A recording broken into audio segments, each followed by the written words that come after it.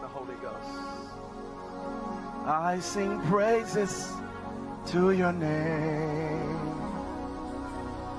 Oh Lord, praises to your name.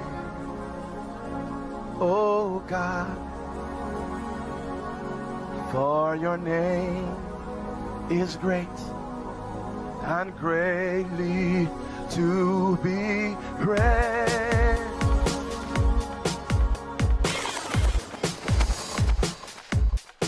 Don't call him David. Michelle, she knows. Your opinion is a lie. You're fortifying, forging. I would sweat through all of my personal clothes. And you probably need to ask Michelle. I don't know. Yeah, I can't. Ask Michelle, she knows. Ask Michelle, she knows. Ask Michelle, she knows. Your opinion is a lie.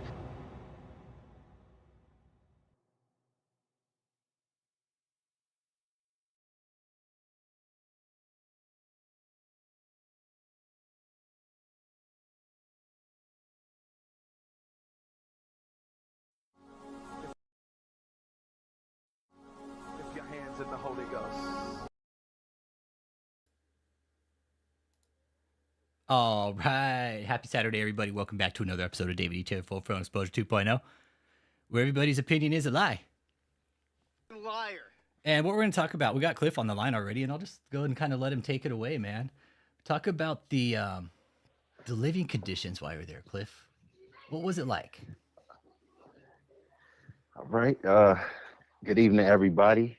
Hope everybody's having a good weekend, and it's been good since the last time we spoke. But jumping right into it, man. The living conditions. I could tell you from day one when we first got there from Cleveland, and so I shared very briefly during my first interview how when we got there, we didn't know David or anybody from the cult at that moment. We was just relocating and wanted to connect. And so we get down to St. Louis, and for us personally, we, like I said, before we got connected with the cult, we were like living in our car. We stayed in a motel for maybe a week or so until we ran out of money before we got connected with David. And I wanted to bring that point out first because it's all going to tie into what it became later. And so we got there finally, after a couple weeks in St. Louis, just me and my ex and our baby. We were there. We connected with David, and so he got us inside of one of the cult members, their home. They opened up their home for us during that time, and so we went and lived with this precious woman. May Yah rest her soul. She, like I said, she opened up her home, and we stayed in a room there. It wasn't necessarily the cleanest place, but it was better than where we were, and we were grateful for that.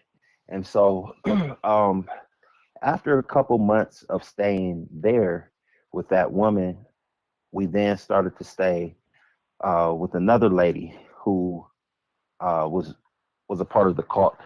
And so while we were staying with her, it was just like pretty much, in hindsight looking back, man, it was like we were being moved like cattle. We really didn't have no say in anything.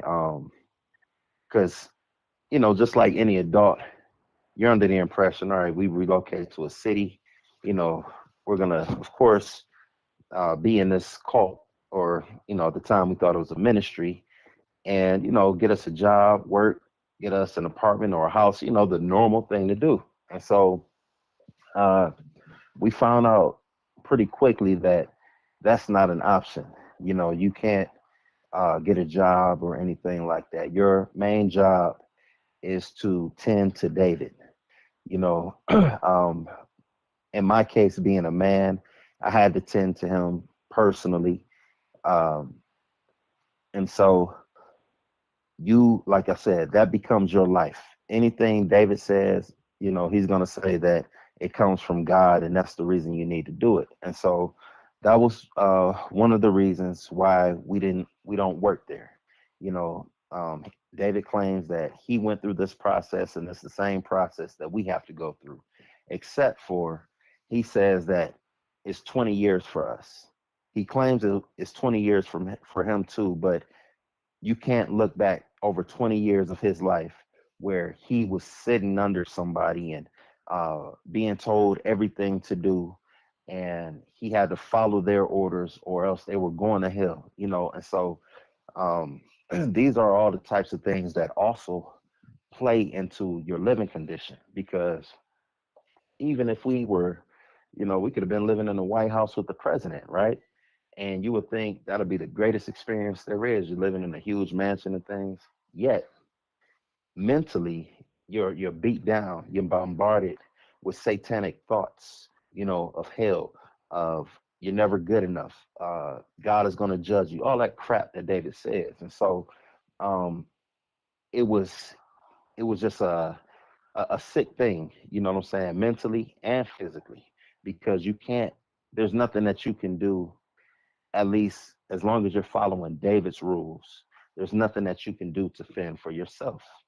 And so we stayed with this woman for several months in one house, and then she wound up moving from there into another place. Uh, we stayed with this woman for several years. You know, she became, you know, family. You know, somebody that, you know, both me and my ex-wife, we grew to love very dearly. And so um you know, it became more comfortable because we, you know, we were close to her. Yet at the same time it's still like, you know, we're a family, you know what I'm saying, and we're not allowed, according to David, to have our own. And so uh you know, and then he drills it into your head that if at any time, you know, you're thinking about going to get your own or whatever, he says that you're money hungry. Even if you want to go and work at McDonald's, you know, or the place that pays the cheapest amount of money, it ain't got to be money driven at all. If you want to go and get a job to, you know, for whatever reason, to take care of yourself, he tells you that you're out of God's will, and that, you know, you're disobedient and you're a rebel. And so you know, during this time, like I said, we were staying with this other woman for several years, and the majority of that time, even though my ex and my children were with her, you know, staying in that home with that lady, I was with David most of the time. Um, and so when y'all hear me speak about my ex-wife and my children, it's like they were there, but we had, you know what I'm saying, very minimal contact. Um, David made sure to keep us separated. And you know, I know this stuff now. I see the tactics and how he divided us. But I was always with him, no matter what. I was always with him. You know, it didn't matter if my family had any needs or anything like that. Um, David's needs always came first. I remember, you know, as an example of how selfish he is and how self-centered he is and how incompassionate he is. He wants to give uh the image, you know, that he's caring, that he's compassionate, that he loves people. You know, he always says these types of things, but I'll tell you, back in 2013, there was a set of services, a crusade or something that we were doing in St. Louis. And so we left from this church, and uh, you know, people came from like Detroit. Staff members came from Detroit down to St. Louis, and it was a lot of their first times down there. And so, you know, it was like a kind of a fun time for all of them. And uh, you know, David, he loves to show off. You know, he even said so himself last week at the stupid birthday party. You know what I'm saying? Where the same way he just sat there last week, in that stupid, ugly green jacket. You know, everybody was lying to him about, you know, when he just sat there and loved to receive all that praise and all that gloating, and you know, just a pigsty, you know, spiritually. That's what he is. He lays in that type of filth. Everything opposite of what the scripture teaches us. You know, oh, I'm a Leo. Now you in the horoscopes. You know, oh, we love to show off. We no, don't put everybody in your category. Every quote unquote Leo ain't like you, David. Everybody don't like to show off. Everybody ain't arrogant. Everybody ain't like you, and that ain't the way to go. And so, you know, he was doing the same type of thing. He loved to showboat like he's living grand, and then he wants to draw everybody else into it. And so it was the same type of thing. So it was this long entourage, you know what I'm saying, of probably like 10, 15, maybe even 20 cars. We're leaving from this church that he just preached at, and we're going to this park in St. Louis. And so, of course, we're riding in the Bentley. He wants to be, you know, the show off, the head of everything. And so my ex-wife and my children, they're riding in one of David's vehicles a few cars back. And so this is like his old vehicle that he had when we had already gotten there. And so my ex-wife, she was driving it, and they, like I said, there was a few cars back. And then my phone starts blowing up. They're blowing my phone up, and I'm like, what's going on? But I'm driving, so I really can't answer it. So David gets a call, and then he says, you know, I just hear him in the back, like, okay, yeah, all right. And then he hangs up. And then, you know, I didn't think nothing of it. I just thought, you know, maybe they were calling for David. Well, then I get a text message that comes through and says, in all caps, Cliff, y'all need to turn around now. Ashley just got into a crazy accident. And so I turn, you know, no, excuse me, I didn't turn around, but I tell David, I say, hey, you know, they said Ashley and my children just got into a car accident, man, and went down into a ravine. And he says, yeah, I know. I heard about it a few minutes ago when they called me, you know, and he says, but just keep driving, keep going to where we're going.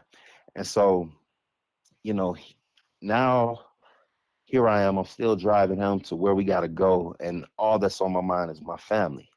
And so that's one example of how he don't care about nobody or no thing. You know what I'm saying? He could have had any of them guys, you know, continue driving him, let me be with my family. But when it comes to him, everything comes last. And so, um, you know, like I said, we have been staying with that other woman, you know, for a few years. And so I'll say up until about 20, 2013 or so. And like towards the end of 2012, you know, there have been some things, you know, at that time that I was getting into that I shouldn't have been getting into as far as my marriage. You know, one of the things that goes on in a sex cult is you have sex, you know, whether you're married or not, whether you having sex with your spouse or not, there's going to be sex that's being had. And so, Cliff, you know, like I said, yes, would you label this a sex cult? yes, I would. Okay, cool. Sorry, go ahead. Oh, Okay. okay. And, you know, at one point when I was still a part of the cult, and I would hear people say, you know, it's a sex cult and this, and I was like, man, no, it ain't. You know, meanwhile, we had everything that makes it a sex cult, but I was just in denial about what it was, because there's no way that I came to join a ministry and now I'm part of a sex cult, you know. And so it was just like blinding at that time, and also just a lot of lying and denying of what we're in. And so so yeah, I was having sex with, you know, other women that wasn't my wife, you know, and that is one of the things that tends to take place there.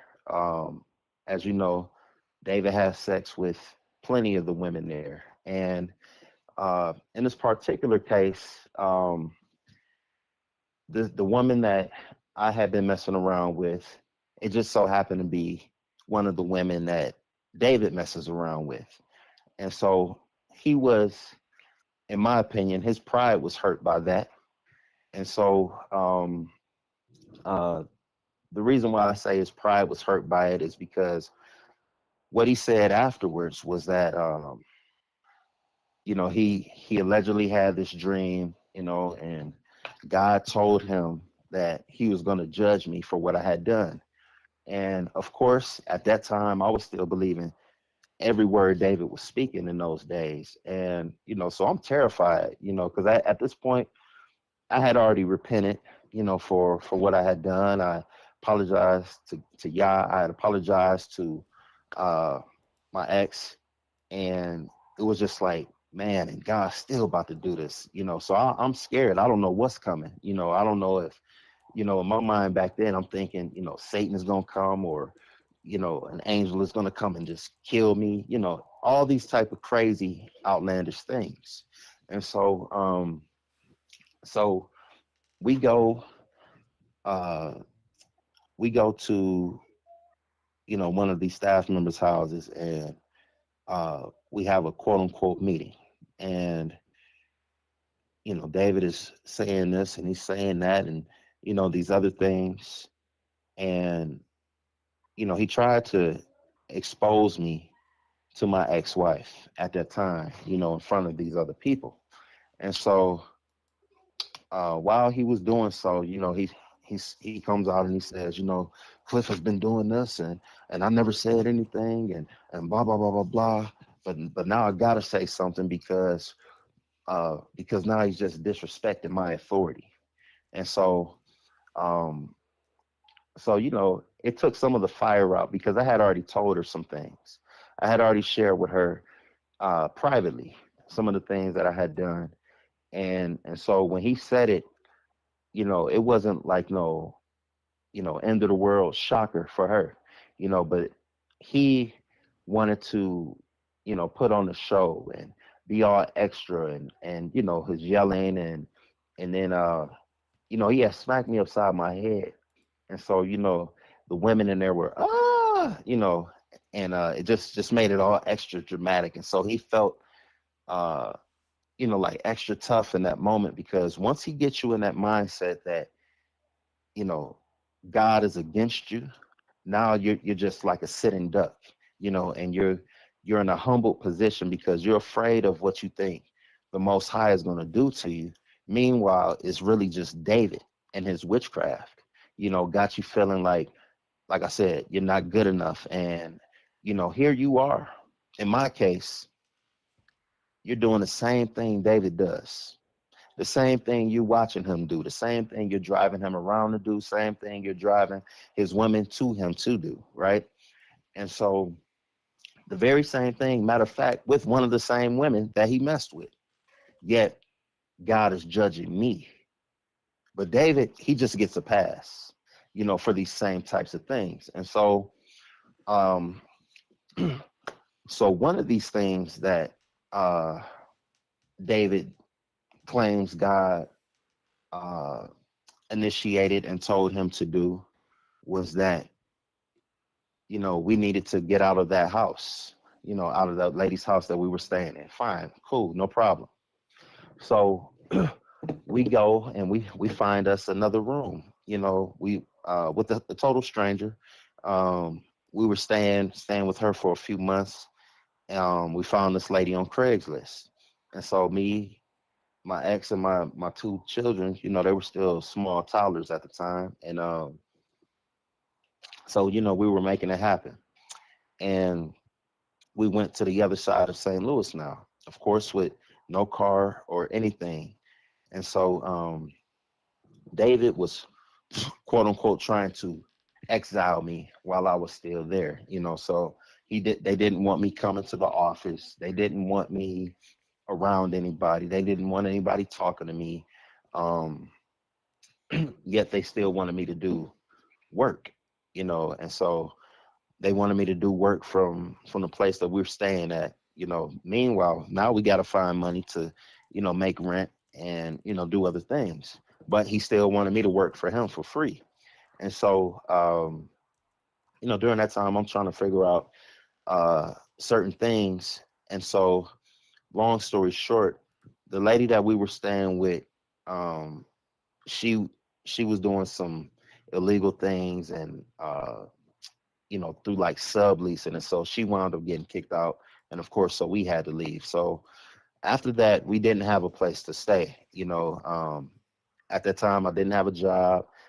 My ex, she didn't have a job, so we can't just go and grab a place. And so, my ex, she talks to the quote unquote leadership at the ministry and tell them what's going on. We ain't got no place. And so David says that he thinks it's good if we go and live inside of a former staff member's home. And so, we go over there, and when we get there, this woman, like I said, she did what David told her to do. She opened up her home to us. However, she herself was no longer living in the house because the house was pretty much uh, an abandoned house. It wasn't, um, it wasn't taped off or roped off or anything by city officials, but it needed to be. It was in that bad of a condition. Um, there was no running, or excuse me, there was running water, but there was only one sink in the whole house in which the water ran. There was no shower or no bathtub with running water. And so the house was like a complete mess. It had holes in the roof, and it rained. So, you had your mildew, your mold, and other type of smells that grow in those type of areas. And so, like I said, it was me, my ex, and my two small children. Um, and so, in these type of conditions, obviously you can get sick and stuff like that. And it just so happened to come at a time where we find out that my ex was pregnant. And we're like, oh man, we living like this right now, and you're having another baby. And so, it was a wild time. But we found out, and I think she was maybe like close to 12 weeks or so at the time. And after about a week of us finding out, she lost the baby. And so,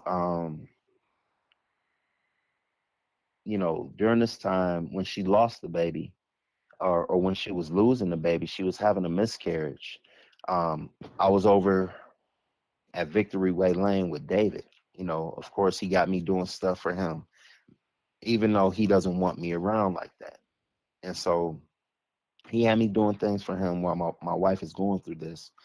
And I'm telling him, I'm like, yo, something going on, and then I called one of the other ladies who was a part of the cult at the time, and she went over there rushed over there to the house, to try to help. But by that time, my ex, she had already called 911, and the EMS came, and they got her. And so the staff member, she went over there and got my children. So, of course, I'm concerned what's going on. I don't know if, she's bleeding out or what. So I get over there the next day, and I just see the aftermath, man. It looked like a violent scene. There was blood everywhere, all throughout this house, going down the steps out of the house, throughout the yard. It just looked like a crime scene. It was bad. And excuse me. And I mentioned that there was running water from one sink in the whole house, but there was no electricity at all. And, it was like this time 10 years ago. In 2013, we were living in these conditions. And so, So it's August, July, June and September. So them is very, very, very hot months down there, 100 plus, and we're sweating. I'm talking about it was just bad, man. Um, and so of course, uh, my my ex during this time, what winds up happening is she felt some type of way that we're living in that condition, and I don't I don't blame her, um, yet at the same time that was one of the things that began working on her mind. I don't know what all exactly David told her or other people um, in the cult told her, but ever since that incident, she has started changing towards me. Um, if David felt like, what I did was wrong, which I agree that was wrong, me having an affair. But if he felt that I had done something wrong, why did he choose to punish my entire family? Nevertheless, that's the cards that was dealt to us. But she took that as, that this is the end of everything, not as far as the relationship, but just as far as her respecting me and, honoring me. And um, so from there, even though that was unspoken, that was the way she came off. That was the way she acted. Um, and of course, during that time, that's when she's messing around with a bunch of men and different things after this stuff. And so our relationship was pretty much over after we went through this situation. And so, David, he didn't care. He could care less about that. And once, uh, once my ex had lost the baby that she was carrying, I told David, I said, man, we just got back from the doctor and, you know, this happened, that happened. They said this.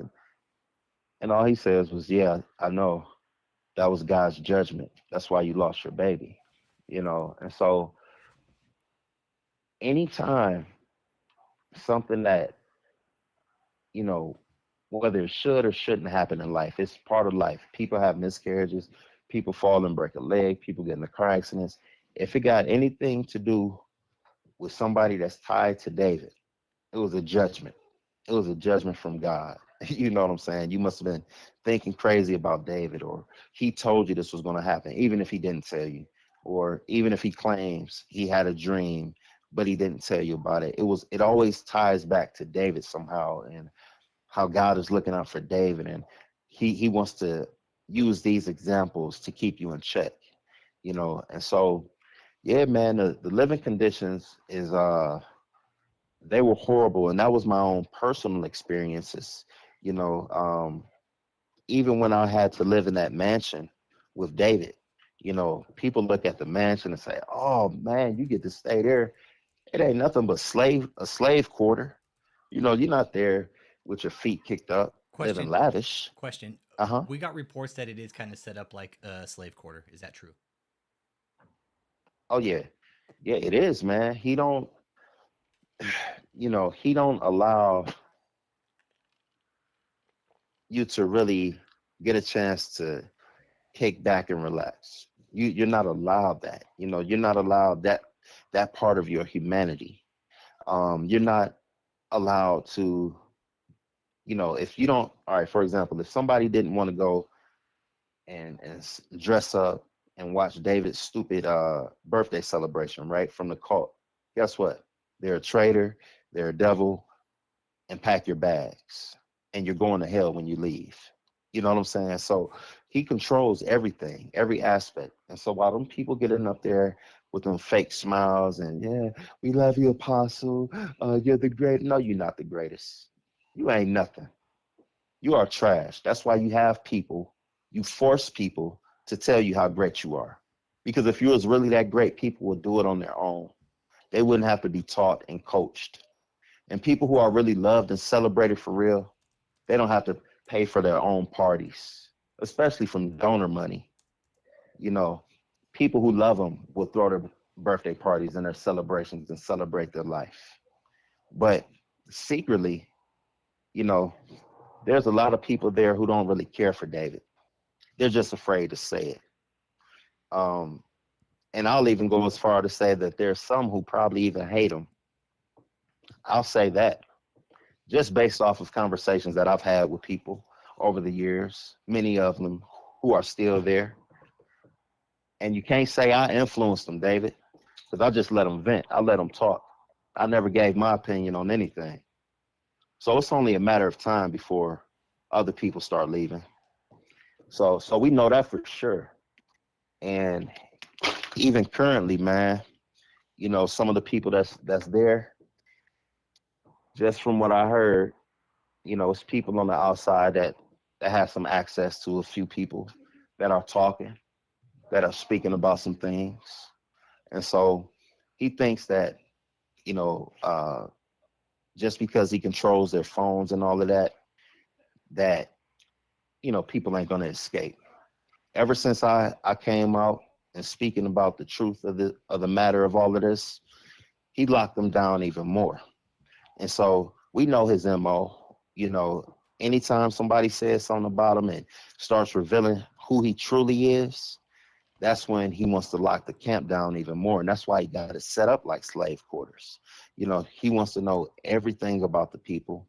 Um, he moves people all over the place. You know, he traffics people from one state to the next. He don't care if people got children with other people outside of the cult, and he don't care if the person who's steadily moving them children can get in trouble with the law. He don't care about none of that. He goes against court orders. It doesn't matter to David. He just moves people around as he wills because he thinks he's above the law. And I mean, Alex, man, just look at how he spoke about the judge and, you know, those attorneys from the deposition after he got out of there, you know, and this, if he can talk about them types of people who really have some type of authority here, what you think he's doing to the staff who he's diminished their own identity and uh, made them feel like they're less than nothing. And so he don't let them sleep. He works them to the bone. Uh, they can't go out and buy their own food because they don't have any money. They can't spend the food stamps that they have. And so all of these things goes into your living conditions, man. And you know, like we talked about before, that's why they get so excited about a hotel room.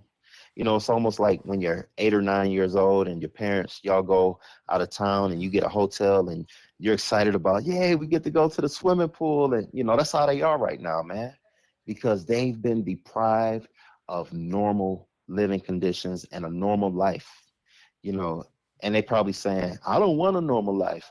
And David, yeah, we don't have a normal life over here. You know, you couldn't handle it, Cliff. Check this out. A normal life, I mean, it's just being an adult, being able to take care of yourself, the basic necessities. They're not allowed to do that. They're not allowed to do that. If they stinking, they can't just, hey, I'll be right back, y'all. I'm about to go and shower. No, they got to be right there, front and center, where David tells them to be at. And it's total control, man. That's why you see all the men up there. That's why they all docile. You know, he takes over their minds. You know, that's why, yes, sir, Apostle. Okay, Apostle. He got nothing but yes men. Anybody who challenges his thoughts, he want to get rid of them. You know, and yeah, man, it's he's a total slob, a total jerk, a total liar, and he's possessed, man. He's possessed by demons. He's possessed by Satan himself. Because I'm gonna tell you, and it ain't just me, but there's other people who've had satanic visitations there. And I'm not talking about just like a demon. I believe it. I'm talking about Satan himself, I believe face it. to face. I'm telling you, Alex, it's true. I believe it. I'm a witness of it. And I don't, like I said, I can't vouch for no Jesus or none of that type of stuff that they're talking about appearing. But I can tell you with my own eyes what I've seen. I've seen the darkness. I've lived with David. I know the darkness that's in that house, even when he's not present in there. I've had real entities appear before me and try to do things to me. And so I know that it ain't just all glorious and holy angels. And no, it ain't none of that. Y'all can believe that, and the staff can lie about that, but that ain't happening there on David's properties. That's why when you go into them buildings, that's why when you go into those places where you're about to be where David has facilities set up, there's a darkness that you feel, man. You know, like when you go into a place, people don't have to say a word to you, but when something is off, you can feel it on the inside of you. And that's how it is around David himself and then around his properties. And here's a funny story. We go out, we flew out here to California in uh, 2016 or 2013, one of those years we had came out here. And we went to the old TBN studios out in Orange County. And so we go out there and we're looking around and we're looking at, all the beautiful things they have built in there. Marble floors and huge gold uh, angel statues, just different stuff. Well, it was like I said, it was very immaculate, much different from the stuff that David builds. He wants you to think that it's on this grand level, but it's really not.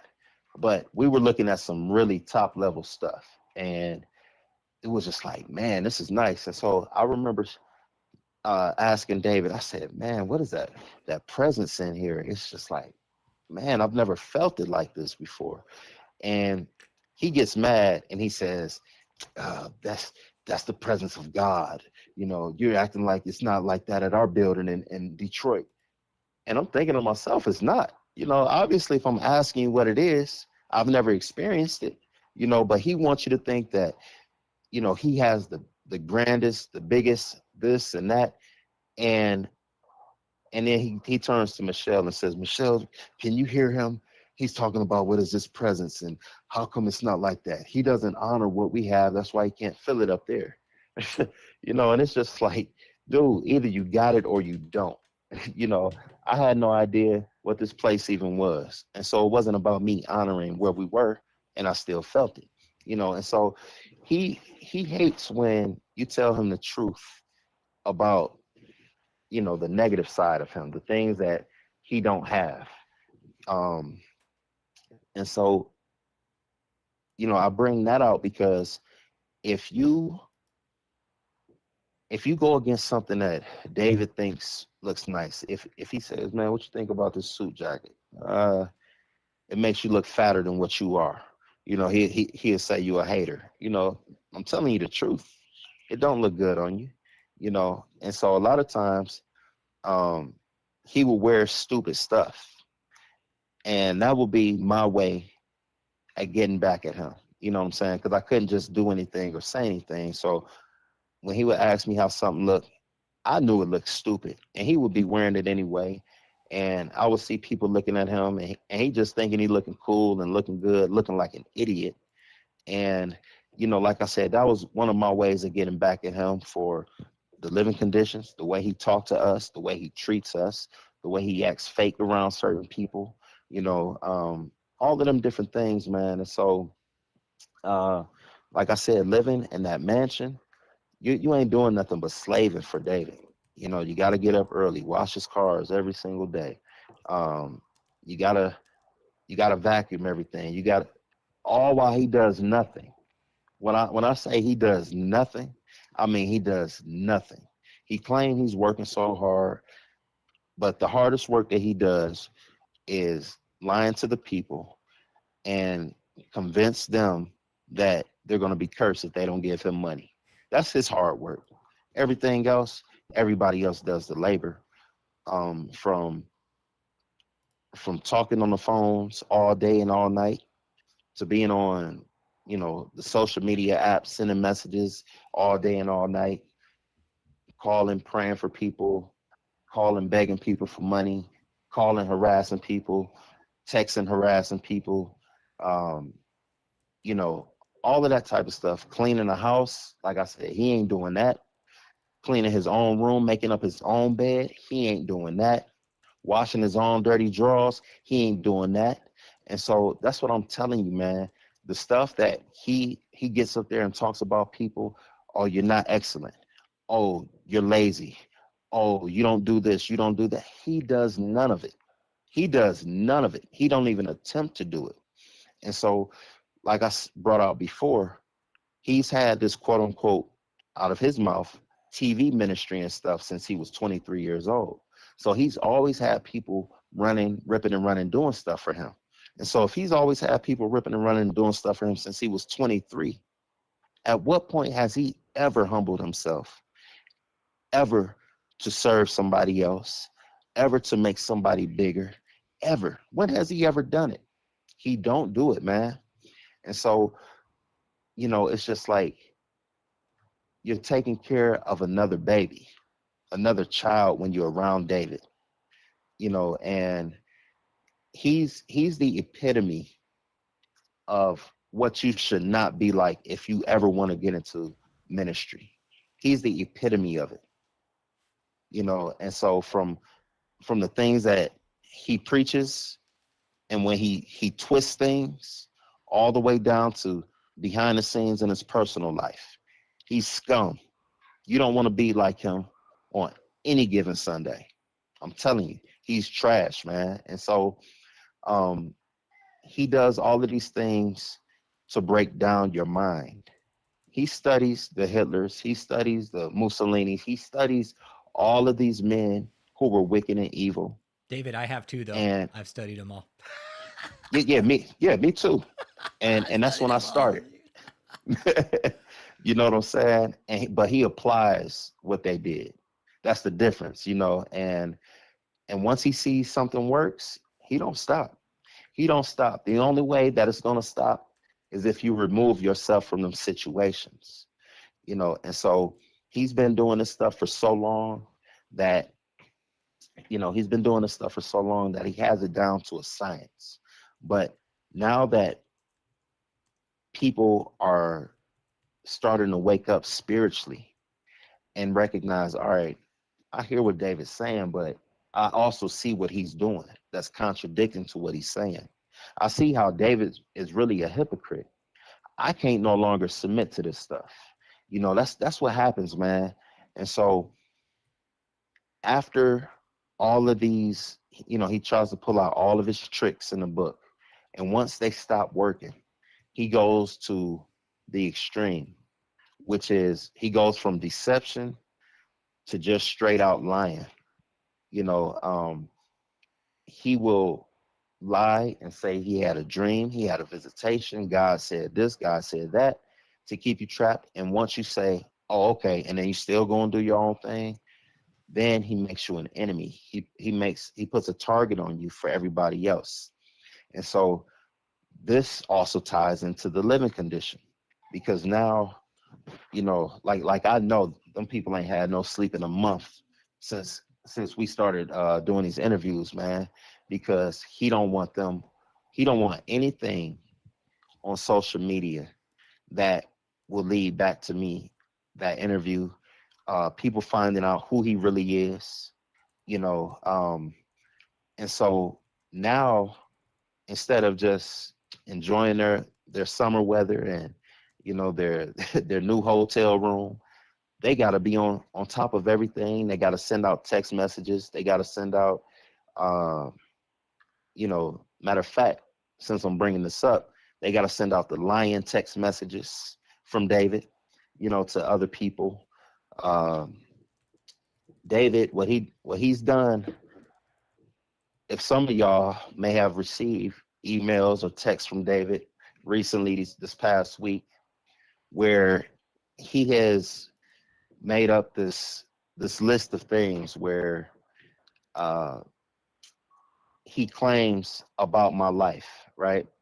These lies that he's come out with, and he's conspired with the people on the staff there that, you know, with these lists of things they've all claimed they've saw me do, and they've heard this and heard that about me and all these things. So even some of the people who don't even know me, who they came after me, they're even conspiring in this too. And so he's made this list up, of things that he's sending to people, and he's the one who actually typed it out. Because when you see these messages, you can tell it comes directly from David, just by the way it's typed, the punctuation, the lack of spelling, the whole nine. And so he sends out this list, and instead of David just sending it himself, he sends it to other people on the staff, and he tells them to send it. And he speaks, he types it out in third person, where he says, stupid, cowardly stuff. Like, if you listen to Cliff and what he's saying about the ministry and apostle, like he's not the one typing it. And to you staff members who are sending this stuff out, that's the coward you serving. He won't even send it out himself. He talking in third person. Why is he speaking in third person? What Cliff is saying about apostle, David, I'm talking to you.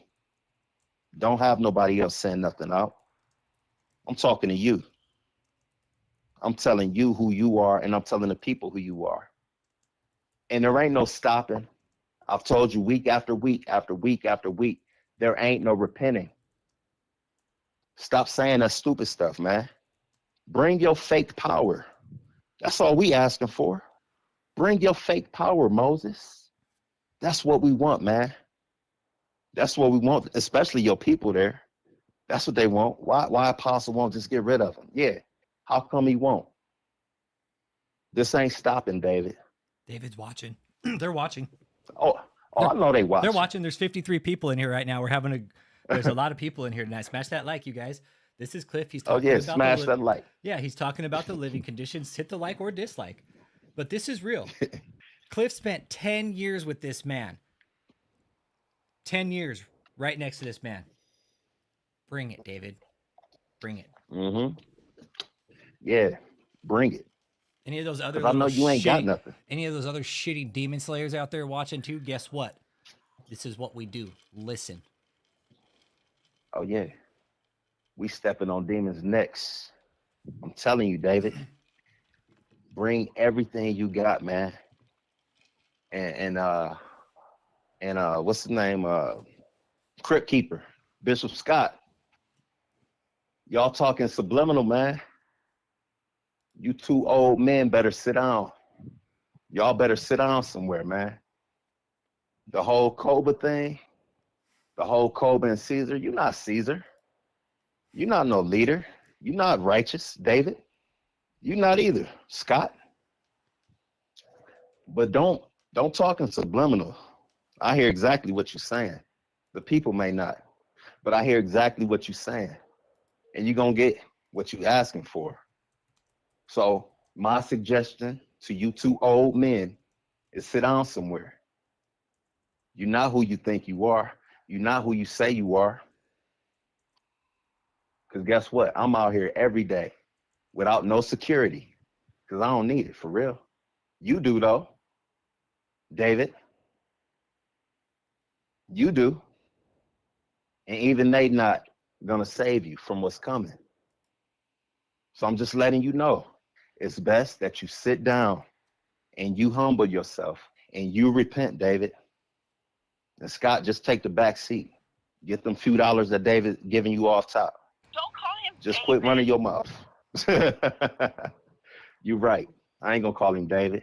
He a woman's private part. Don't call him That's what he David. is. With that stupid wig he had on for his birthday. Like, you're not there, David. You had your chance. You should have destroyed me when you could. Because like you said, because this is one of the things that he told all the people. And he does it for everybody. So in those early days, he said that he had a dream that I had left the cult and I started this huge movement against him to try to stop him, but it would never work. And he says that when I left the cult, you understand? Yeah, he's silly like that, man. And so he says that, and he says that God wound up destroying me because when I left the cult, he saw Satan himself enter into my heart. And so, for a long time, I was afraid of that, man. I'm like, man, I don't ever want to leave from here. And, I'm never going to betray and become a traitor and all that stupid stuff that he be putting into our minds. And so he throws those things out there early. He plants seeds. And then all of a sudden, other people start having dreams. Oh, man, Apostle, I saw Cliff leave. I saw this happen. I saw that happen. And so now that I'm actually gone, now he can say, Cliff left, all the dreams have come to pass. And so now they're believing that this guy is a real prophet, right? But he does that with everybody, just in case you do leave from there. He'll say, I already told you so. And so I was talking to my ex a few days ago, and, I told her, I said, hey, you can feel however you want to feel about me. I said, but don't speak on me to my children. I said, I've been nothing but a good father, loving father to my children. Don't bring them into what I got going on with another grown man. And so I found out a few days ago that my children they're both teenagers now, and they're still stuck in the cult. Well, I found out a few days ago that my ex told them, because they have been acting kind of strange lately. Ever since I started speaking out against the cult, my children started acting strange towards me, which has never been. And so, so then I asked my ex, straight up, I said, what you been telling my children, man? I said, because they acting different. Something is wrong. And she's stuttering as always. She couldn't get it out. So I said, Ashley, tell me what's going on, man. What are you telling my children? I haven't told them anything. I said, okay, well, what is these suckers in that cult telling my children? Nobody's ever said anything to them. I said, you sitting up here lying to me, because they've told me before they started acting funny. They've told me people have said things to them over the years. This ain't nothing new. I said, I'm just now telling you what they've told me over time. And she's like, what did they say? I said, it don't matter. I said, but I already know that they're telling my children things about me that ain't true. So she said, well, I didn't tell them anything except for that you flipped out. I said, you told my children I flipped out.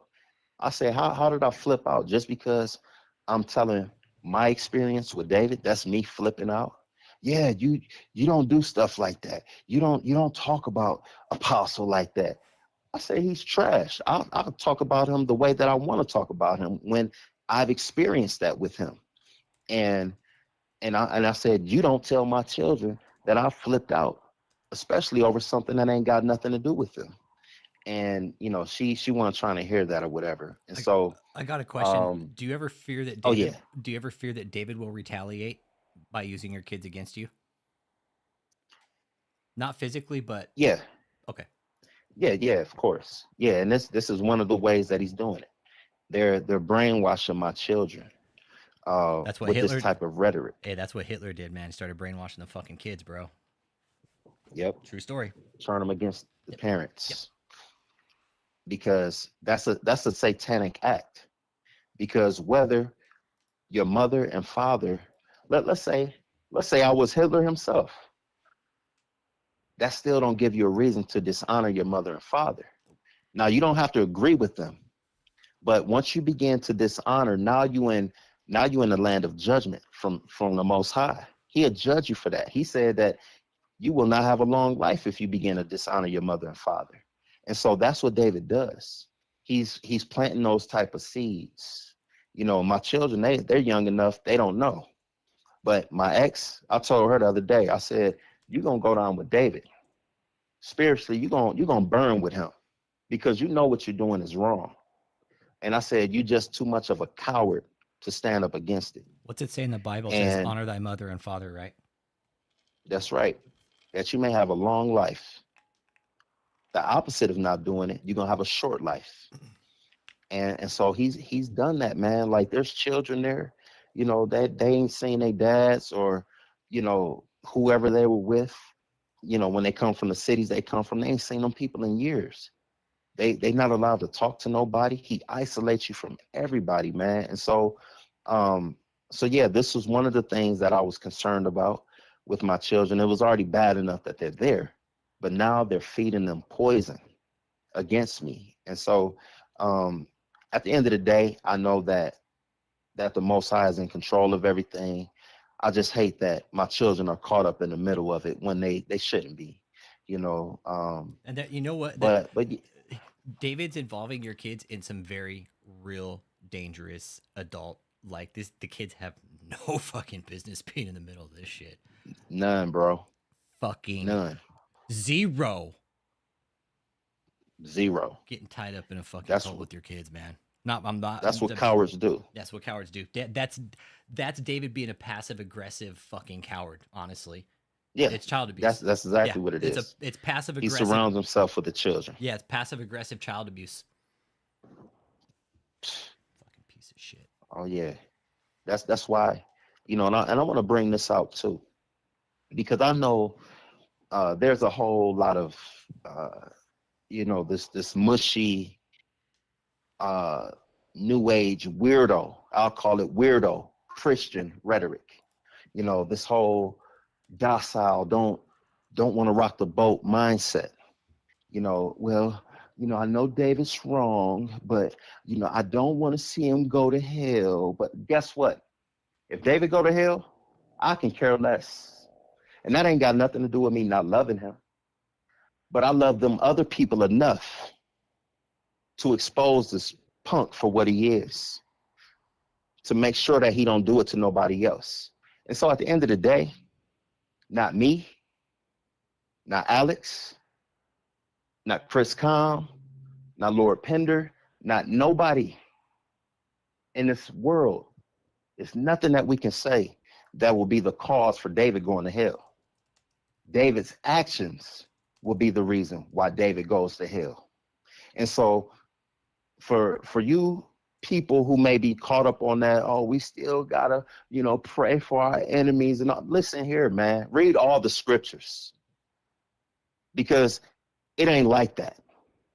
Not here, at least. Yeah, I pray for my enemies.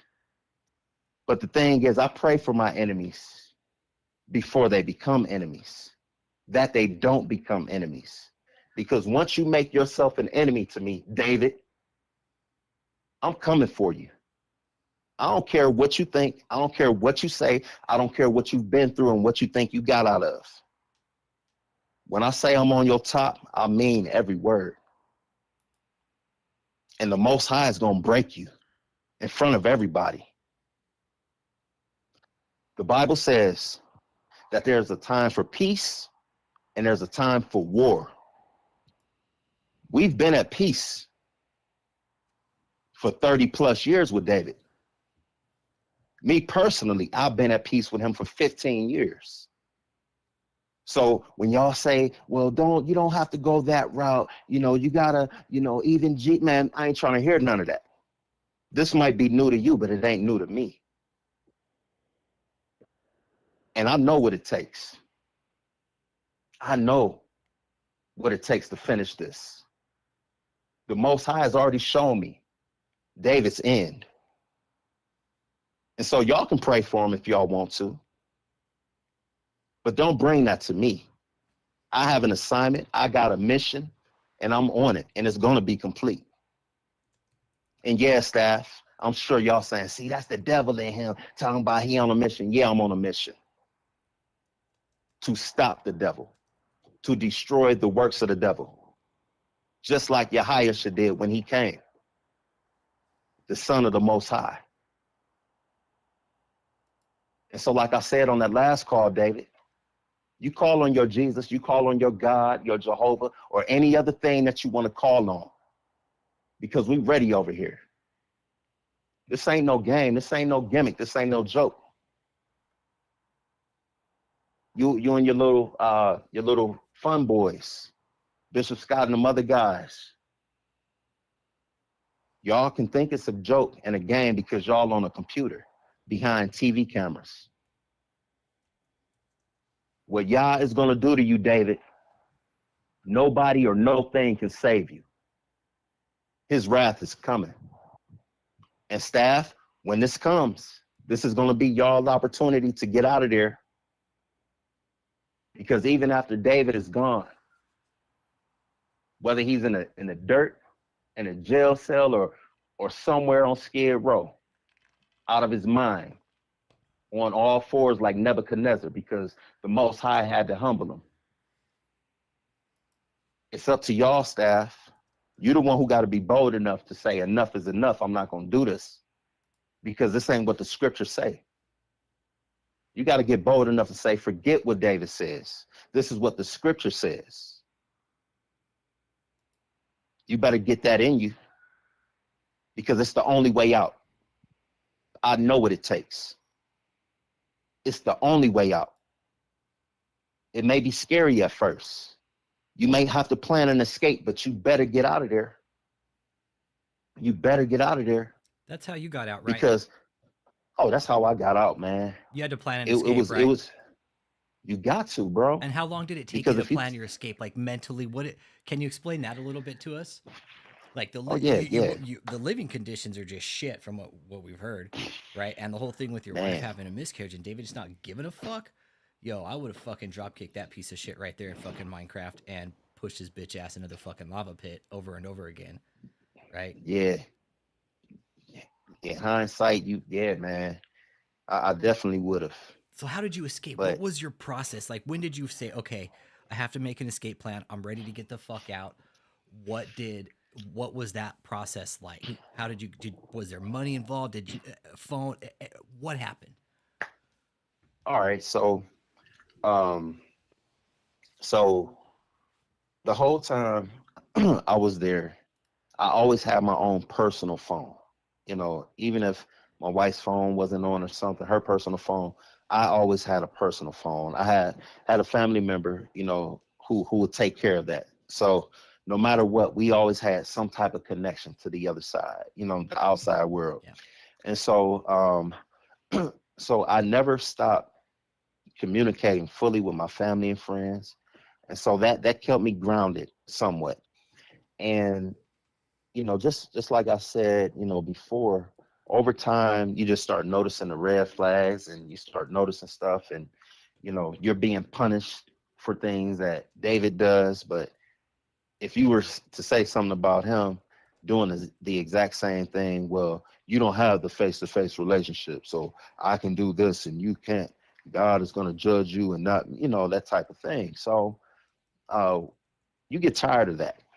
You get tired of it because you know he's lying, you know, and it's like, man, because it starts to play on your mind like, okay, well, if this is the Most High's judgment, then how come David never gets judged? You know, but when you just take a step back and remove David saying, I had a dream and God told me blah, blah, blah, blah, blah, and just leave it at, you know, take out the God element and just look at the actions. You recognize this has nothing to do with God. It's all David, you know. And so I was upset, you know, like not like upset, but just like, I can't understand this, God. You know, you seem unfair. These are real conversations that I'm having, you know, because I'm like, I'm reading one thing, but then I'm seeing another thing in action. And so it's like, I started getting very confused. And as the scriptures say, God is not the author of confusion. And so if he's not, Satan is. And so there's nothing but confusion there, man. And so as all these things just continue to play out over time,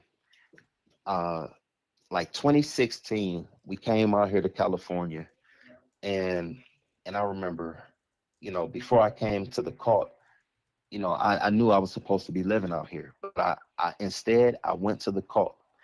And so it was just like, and even before that time, I was still supposed to be out here, but I never made that move.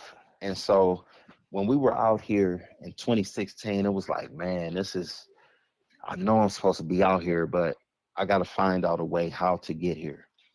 And so, like June of 2016, all the way until January 2018, I was plotting my escape. And so, like they say, if something ain't broke, don't try to fix it, right? So, what I did in 2013, the way I left from there was um, I told David that, oh, and I'm gonna bring this up too. So, I told David that I was behind on child support and that, initially I told him that so that he would pay us, give us some money. I was hoping that he'd be like, oh, okay, well, y'all are doing a lot of work. Let me help y'all. He never did that. So, okay, bet. A few months later, I came back to him. This time, uh, I told Michelle, I said, hey, Michelle, can you let David know that I got a court date coming up, about this child support thing, man, and blah blah blah blah blah. So, long story short, I leave. I tell him I had to go handle some business for child support, which I didn't. I just needed to get out of there. I had to. I went back to Cleveland, back to my hometown, because I needed to regroup my mind. After this whole situation, living in an abandoned house, I had to figure some things out, and get back right emotionally, mentally, spiritually, so that I can endure for my family at least, And so I was gone for like 6 or 7 months, and then David had called for me to come back, so I went back, and when I went back, um, on my way back there, matter of fact, when I got that phone call, I seen Michelle's number, her name pop up, and so like my stomach started twisting and turning like y'all's do in the staff when y'all see her name pop up on your phone or David's name pop up on your phone or one of those leaders' names pop up on your phone, because you know that it's something coming from David and you don't know exactly what's going to be said. And so it's an anxiety that hits you, man, any time of the day or the night.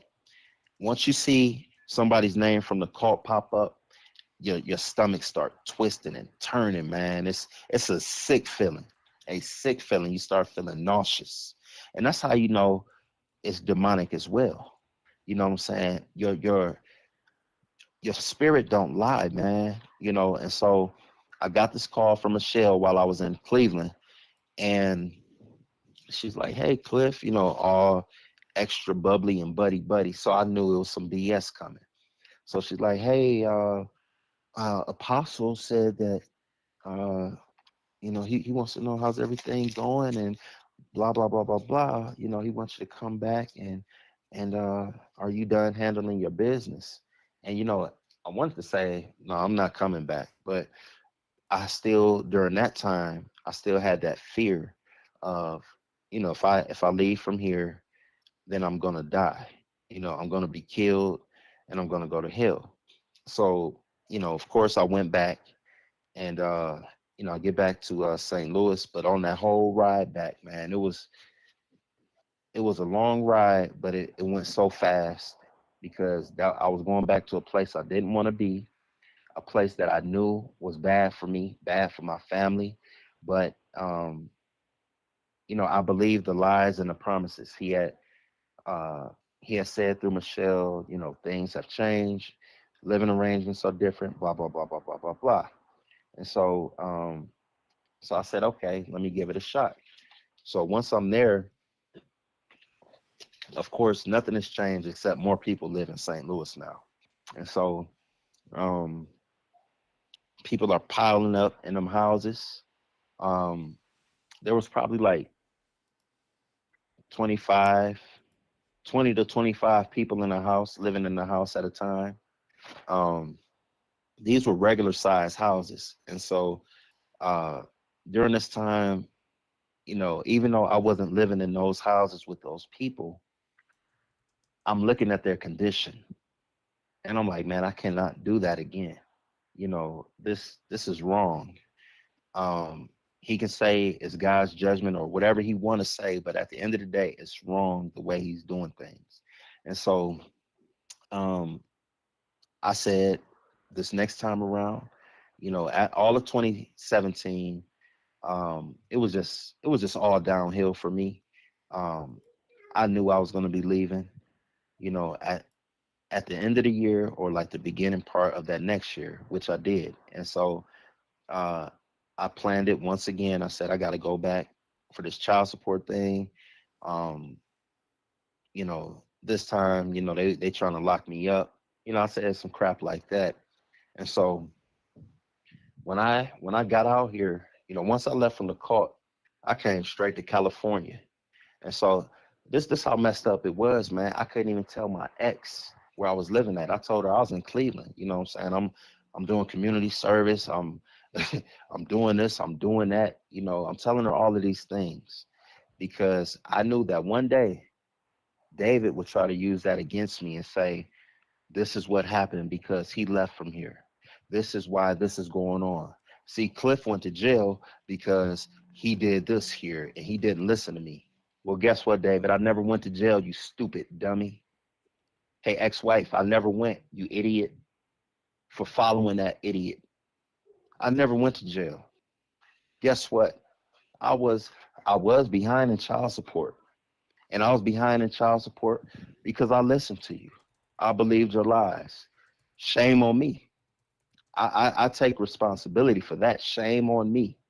I listened to this guy and I believed the lies. And so, man, I'm going to tell y'all, behind on child support. Wow. That's an understatement. I was way behind on child support. But once I got out of there, I hit the ground running. I started working. Paid off thousands and thousands and thousands and thousands and thousands of dollars, David. So the lies about I'm going back to jail because I didn't pay child support, that's a lie because I never went the first time. And it's a lie because I've paid my child support, you stupid dummy. And so that list, that was one of the things on this list of things that he sent out to people saying that wasn't true about me. He says that I got children that I don't care about, because I had children before I got married to my ex-wife. And one thing I can tell you, David, is that I can call my children and that I can talk to my children. And my children know me.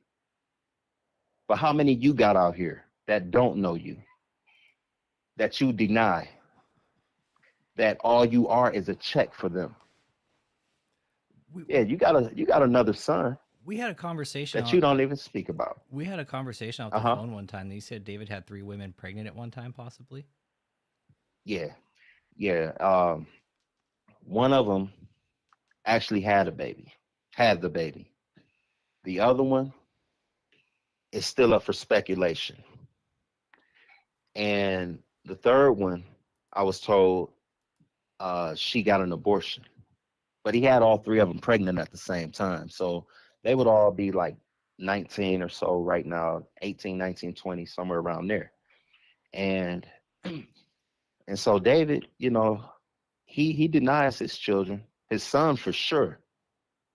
I know for sure he denies him. And that's a shame. He's 19, he's a grown man now, and David still denies him. So don't never speak on me and my relationship with my children, you dummy. Wow, Call David, yours. Make sure yours is straight. David denies his own son. Man, he don't talk about his. Do you ever hear him speak about him? No, Never. no. Only Joshua, because Joshua's a yes boy to him. Did David encourage He'll the do whatever David say. Did David encourage the abortion? See, this was before I got there. This Okay. is just That's information what you that heard. came out. Okay, that's what you heard. Oh yeah, yeah. Okay, cool. Yeah, he was behind it. Okay, Hmm. cool. I believe it. I believe it. No reason not Yeah, to. and that other Pig like the that. other woman that is speculated, uh, the one who also had a baby, she's still, she may not be there anymore, but she's still very connected with David. I don't know how closely, but she's still tied to him, still believing his lies. Because, matter of fact, since we on the topic, It is August 5th, 2023. And according to this witch, that lion lady, David's possible other baby mama, she said I was supposed to be dead by August 1st. And here we are on the 5th. So yet again, David raised up another false prophet from his camp.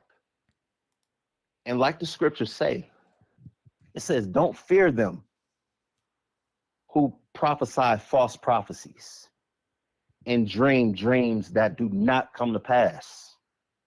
He say, don't fear them, for I am not with them. That's David. That's when I started waking up. When I started putting two and two together, when I started reading the scriptures for myself, and not what David they say. When I started reading them for myself, and I stopped lying to myself about miracles that I know I haven't seen, but I'm getting up there talking about I've seen them. When I'm getting up in that pulpit talking about sounding stupid like Joseph lying tell. Yeah, Apostle, there's 192 nations every night. 192 nations, Joseph. Quit lying, man. Quit lying. You sound just like it. You know, come on, man. And I knew he was lying, but you know, that's one of the things. Joseph he'd been lying all these years, but Joseph will come in the clutch because, you know, he's a great orator. He can talk, you know, and so he would always get up there. No, he ain't looking at nothing on that phone when he's up there. They not scrolling, looking at nothing. I know because I was standing right next to him and do the same thing. And so he's making up things because David, where's the miracles? Where's the people? Come on, Joseph, y'all moving too slow. Well, nobody's calling in because there are no miracles, David. You know, you might get Lance calling in again, you stupid dummy. you know, like Lance, when you popped up on the screen, man, last week, and you know, you're talking about the tumor, something fell off your neck. That was classic because right before you showed your face up there, Alex, David's talking about, yeah, I heard that miracle. You dummy, there was no miracle. You know, even after you show how stupid he is and how he's a false prophet, he still tries to cover it and act like he didn't miss it.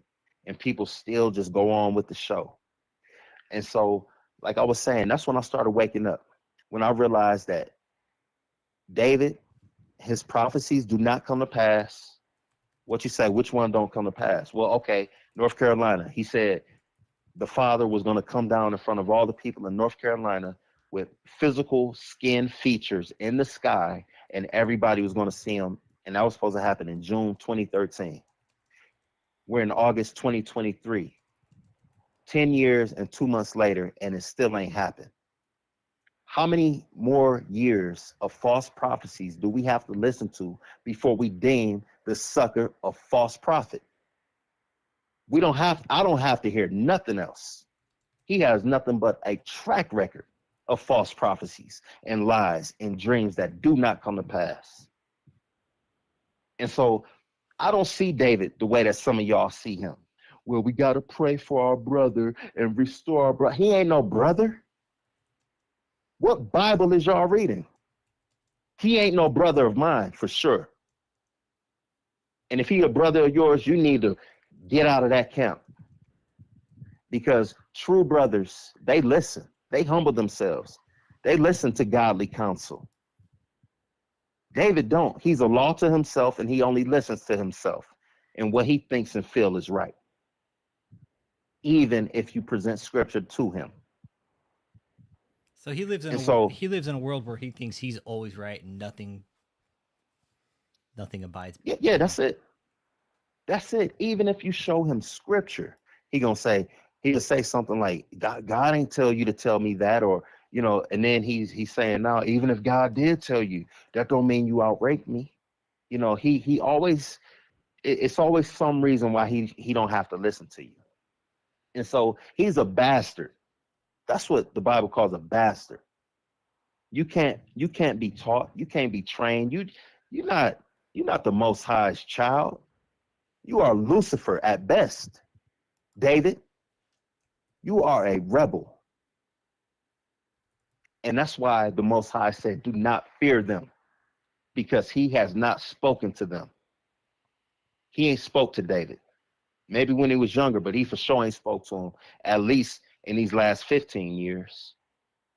As long as I've known him, I can tell you that. And I want to make mention too, now that I'm at it. Uh, this is David's first time hearing it too. He had this big suitcase, right, that he would keep in his closet, and in the suitcase was all his journals and all his notes and whatever he'd be writing out. So yeah, I went in there, David. I went through your stuff, and I was just curious, thinking I'm gonna find some mysteries and Jesus appearing and all of this. But as I'm going through there, I'm seeing notebook after notebook after notebook after notebook after notebook, full of David things, dreams that other people have had, some dreams that he's had, as well as things that he said God has told him. But notebook after notebook after notebook, all of this stuff was about what? David's pride, David's lust for money, and lust for sex. This is what he's in his own handwriting, talking about how God told him he was going to judge him. He was going to bring him down. He was going to take this anointing, take that anointing, do all of these different things that we see happening. I know what's happening. I read your journals, David, but you too stupid that you don't even recognize the things that you wrote is taking place in your life. He thinks that, as he told me the last time I talked to him, he said, I don't have to repent to you. I don't have to repent to none of you people out here. As long as I've told God that I'm sorry, then I don't have to say nothing to y'all. And I said, that's cool, but you keep doing it. You don't stop doing it. And so, David, I'm going to tell you now, all of that stuff that you wrote out with your own hand and all the stuff that you get up there speaking every week, you quote unquote prophesying, talking about what God is about to do to your enemies and all of this, that's really a message for you. He's using your mouth to talk to you. You just don't see it. You're dismantling in front of the whole world, man.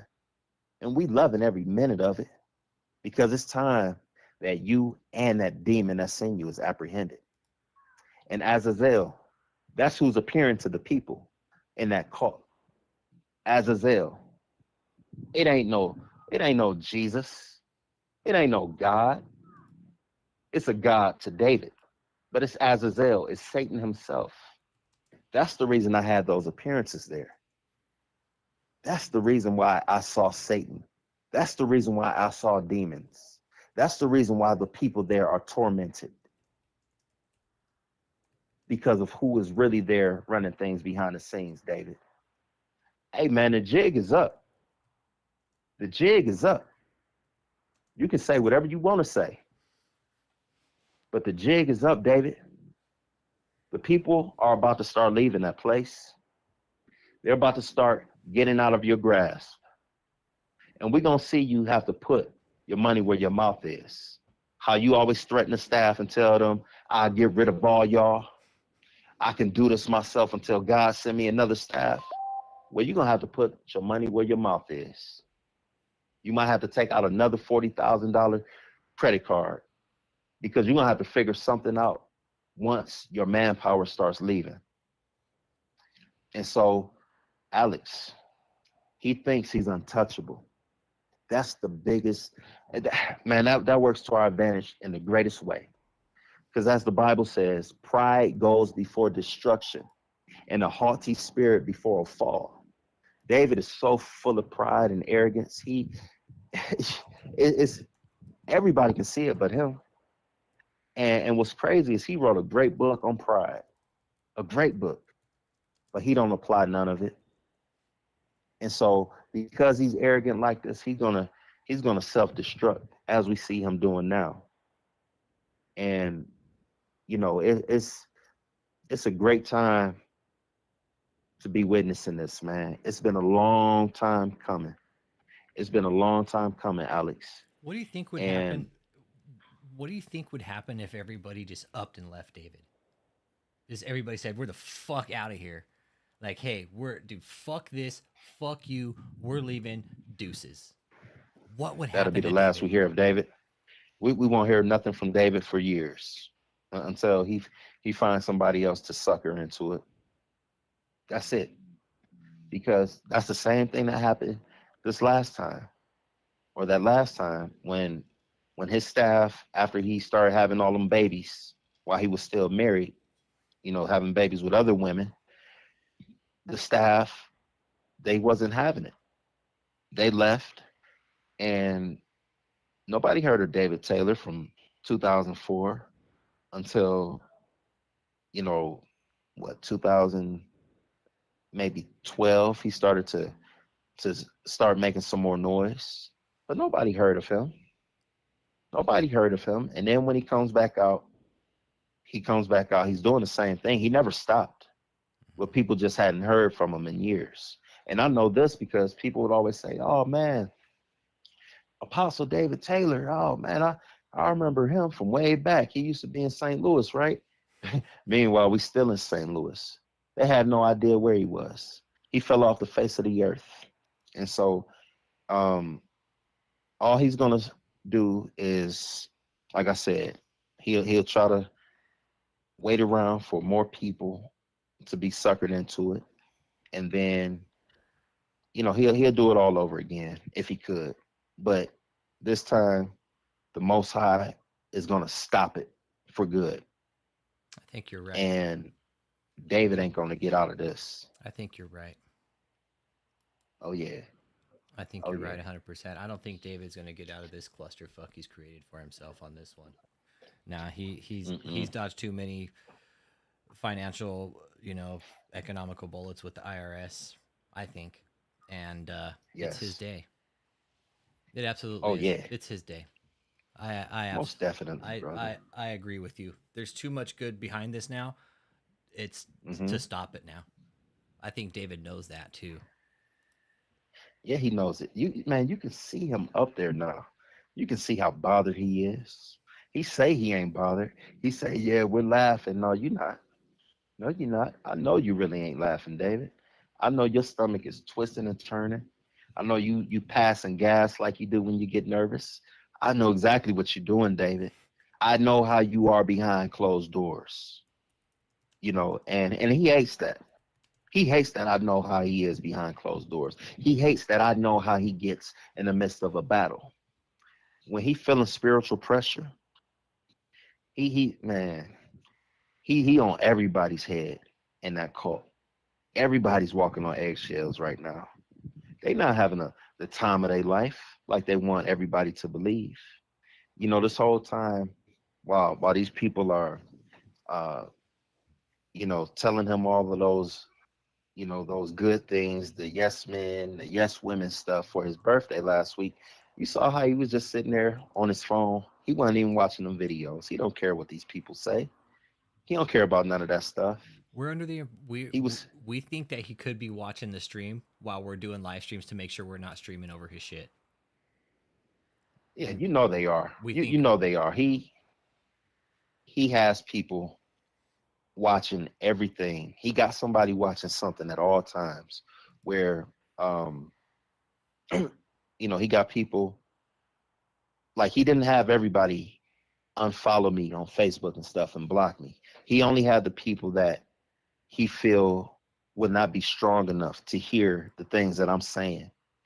He don't feel that they're strong enough to hear it and stand with him afterwards. But the ones that he do, he wants them to watch me to see if I'm saying anything. David, you ain't got to worry about that. What I got to say to you, I'm gonna say it verbally so you can hear it. David, You can hear it. I challenge you to call in. I challenge you, David. We all do. We'll pay you $1,000 for your time for 1 hour, but I bet you won't call in. We'll give you $1,000. We know you like money. Yeah, we know you like money and donuts. It'll buy you fucking Davy's dozen. Yeah, man. Yeah. Or if you want to get your rocks off like Caesar and Koba, We can set that up in Minecraft too. You know what I'm saying? However you want to do it, David. Spiritually, you don't have a chance spiritually. But yeah, call in, man. Let the people hear for themselves, man. What you really about. Call in, David. You know, you may say we're not worth your time. We're too little. You got bigger things to take care of. But if that's the case, you wouldn't be sending out messages. You wouldn't be thinking about what we got going on, man. Lord Pender got 'Cause I'm messages. yeah, some funny messages. Yep. Say they were funny messages. Can I say what they were? Is that cool? Of course, man, you can read them off because I okay. was going to. Yeah. Okay, go ahead, read them, bro. Yeah, read the messages. They're fucking funny. All right. Basically accusing Cliff of murder. Yeah, like, oh, Cliff's a murderer. Oh, Get the fuck out of here. literally. Hey, Nate, This welcome. guy. All right, so scrolling. All right, where we at? I couldn't believe this. I was cracking up, bro. He says, yeah, where's it at? Or you got him up already, or no? Because I'm scrolling back to him. They were.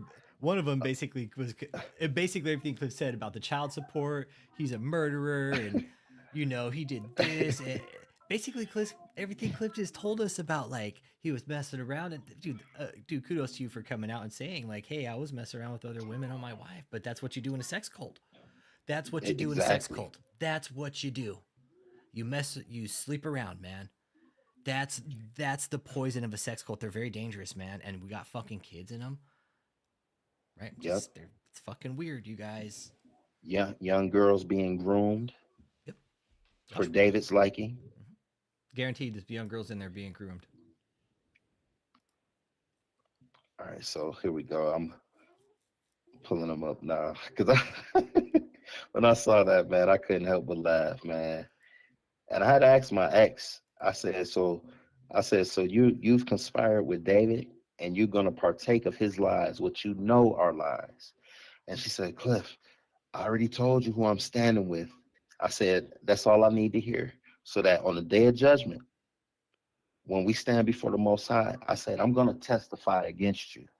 And she says, well, there's people who will testify with apostle against you. I said, you ain't listening to me. I said, you talking about some stupid lies. I said, I'm talking about the end of your life. You're bearing false witness against somebody. I said, you think you're not going to pay for that because you with David? I said, you silly. But I got him right here, man.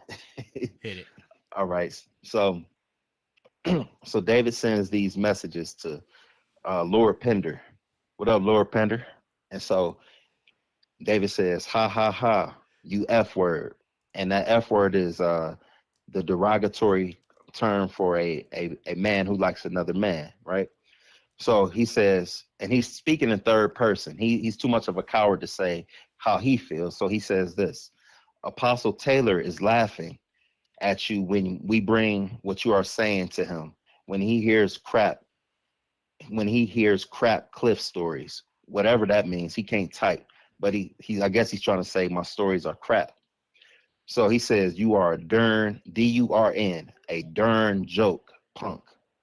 The whole JMMI staff rolls in the floor and laugh at you F words and coons.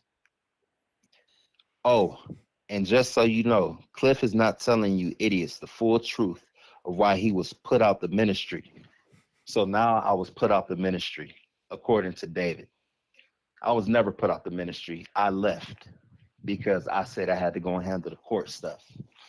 And so he says, he's not telling you the full truth why he was put out this ministry. And you are going to be a part of his crimes when the government and FBI comes knocking on your door. Alex has already been in jail for felony in the past, and he's a punk rock past addict druggie. He's going back to jail with Cliff. Both of you jailbirds. We also know Alex is giving it to Lord Pender. And so he's, all he think about is sex. He's nasty like that. And then he says, These are Cliff's crimes he was caught within and outside this ministry, whom we have witnesses. And then he says, where's it at? Yeah, whom we have witnesses. Number one, Cliff was buying drugs and smoking it and trying to give to others to smoke in the ministry. We have video footage. So we're gonna break this down one by one. He did seven points. So the first one, he said, I was buying drugs and smoking it and trying to give to others to smoke in the ministry. We have video footage. All right, so when I was there, I was smoking weed. I had started smoking weed. I had injured myself. My arm was in a sling for maybe a month or two. I wasn't able to get any pain meds, and so I wound up smoking some weed to relieve my pain. I did that. Me and some of the other guys who were there, and if you guys are conspiring with David, you just a hypocrite. You just a hypocrite, you know. But yeah, I was smoking weed. David's doing drugs, but he's doing pills. Yeah, he doing something much harder than what we were. Yep. Yeah, I was smoking fat blunts in David's cars while he was out of town, and that Bentley, and that Rolls Royce, and that oh man, especially in that BMW, man. I let that top down, and I was feeling good, David. Great times in them cars smoking in your cars, you punk. And then and so, you know, I ain't have no money, so I'm getting like a dime bag or something. So him saying I'm trying to get others to smoke it, that's a lie. I only had enough for a blunt. You wasn't paying me nothing. So we know that's a lie, David. And the video footage. Hey, I can show you videos of me smoking in your cars if you want some video footage, you dummy. So what we really talking about, man? What we really talking about? I got video footage, you punk. Then number two, he says Cliff had multiple affairs with married and single ladies while he was yet married. Yes, I did. In a sex cult. That's why he got divorced. That's not why I got divorced. We didn't get divorced until 3 years ago. I had already been out the cult for 2 years when we got divorced. I was ready to divorce my ex after 2 months of marriage. We were married 2 weeks before we went to St. Louis. So our entire marriage was there. Our entire marriage was in St. Louis. In the cult. And so, in the cult. The whole time we were in the cult, besides 2 weeks, we were married that time. And so, all off top, our marriage was already going through some issues due to David and his restrictions and the rules of the cult.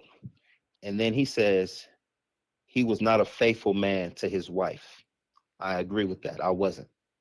He's always been cheating from the beginning of his marriage before he ever knew Apostle Taylor and came to JMMI. Like I said, we was married for 2 weeks. So that's a lie. You know what I'm saying? When we got married, just like any newlyweds, we're happy to be married. And then we get to St. Louis and then everything else goes from there. So that's another lie David said. Then he says he's a liar and tell him to tell the full truth to you demonic coons because it's going to come out. Well, it's out, David. I had sex with multiple women that was not my wife. It's out, David. I've repented. I can admit what I've done. You can't, though. It's not like it's a big secret. You know what I'm saying? Yeah, it's not like it's a big secret what happens in a sex cult either, too, right? And it's like the like, fact that, come on, now. Yeah, this is powerful that you're admitting it because it's like, yo, this is what happens. I did this. Yes, I did this. Yes.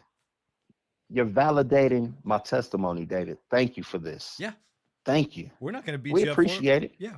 Yeah. We're not going to beat you up for it. We're human, man. This is what happens. What? Yeah. Come on now. He's an idiot, man. And so he thinks we're going to get mad at yeah, you. David. He thinks we're going to like hate you and shit. We're like, nah, dude. Yeah. Complete opposite. Yeah, David. you know. We love him more for telling the truth about your bullshit, dude. Yeah, bro. And that's the thing. He won't say it. He won't admit to what he does David's not a true apostle because like you. You're a true man. David will never admit. no, he ain't a man at all.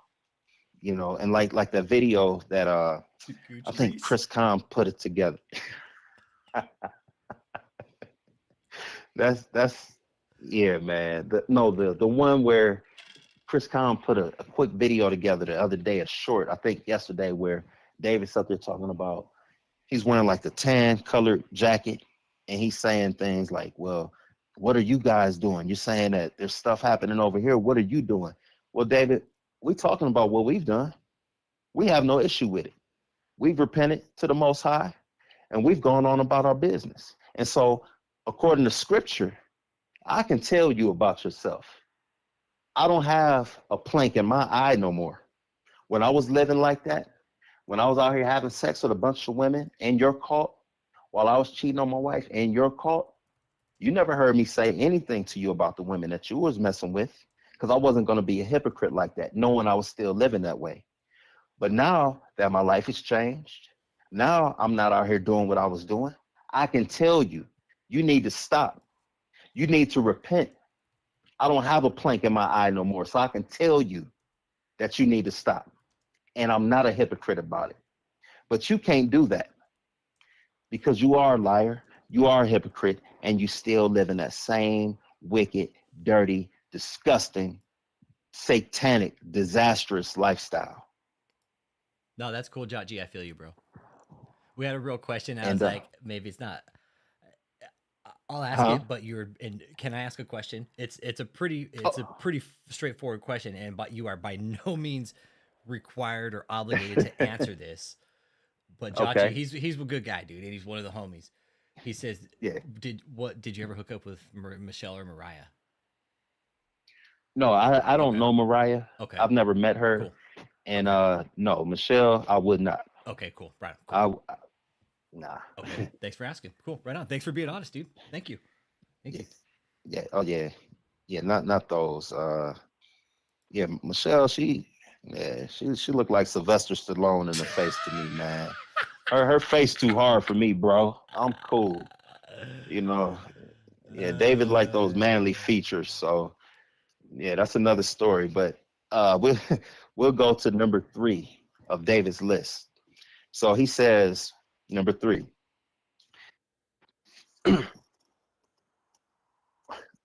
Okay, sorry about that. My phone disconnected. He says, for number 3, David tells Lord Pender, the authorities have already come to us and have been asking us about Cliff hiding and running to California from the law to pay his back child support. Yes, he has children and he's not providing for them. He's lazy and he don't like to work. Never did when he was at JMMI and still don't. If you are to have a Q&A about these things, you should have a Q&A about these things concerning him, you F words. Yes, the government, they've come to us looking for him. He's avoiding paying all the back child support he owes in Cleveland. He's going back to jail for the same thing. That's if he hasn't paid or someone has paid it for him. So this was what I was talking about a little bit earlier. You know, he's saying that I'm going back to jail for something I've never been in jail for in the first place, false prophet. And then secondly, you know, he's just coming back around to some of the things. He doubles up on some of these things because he has nothing to really say about me. And so, they take, you know, if anybody's ever paid child support or alimony or anything like that, you know, they automatically deduct that from your paycheck. So that can be easily disproven, you know, that I wasn't working. You know, I had an injury a few years ago that caused me to not be able to do certain things physically. I had some very serious surgeries, and now David, knowing that, he's tried to use partial information to make it seem a certain way. So there's a satanic truth, and then there's a full truth, a godly truth. You know, a satanic truth is nothing but a half truth. So David will say things like, he got behind on his child support. He wasn't paying his child support. That's true information, right? But he don't say the other side, why Cliff wasn't paying the child support. Because I had him sitting here doing everything for me for free. And so he sets things up way in advance so that if you ever speak out against him later, he'll use these things as ammo to try to destroy you. And I've seen this over the years, so I've already been prepared for anything that he's gonna try to say, anything that he will try to do. You know, so this is where other people have bowed out. You know, when it came to these types of things, they get scared when David starts threatening them and saying all these things. So, David, I implore you, go get the FBI, the CIA, or I don't know these agencies like that, but whichever ones do all that investigating, go and get them. You say they're coming looking for you, or looking for me. They're coming to you looking for me. Well, if they're looking for me, tell them where I'm at. You know what I'm saying? Yeah. If you guys are listening, I'm in California, and it's easy to contact me, but I have nothing to run from. I have nothing to hide from. I got my own receipts to disprove that what you're talking about is false, David. So you're really a peon, man. You a little guy, man. You think you big, and that's why you always talking about you a real one. Real ones don't have to say that they real ones. They just live it, and everybody know it around them. I'm a real one. I'm a real one, ain't I, y'all? No, you're not. They're afraid to tell you, but I'm gonna tell you, no, you're not. You ain't no real one.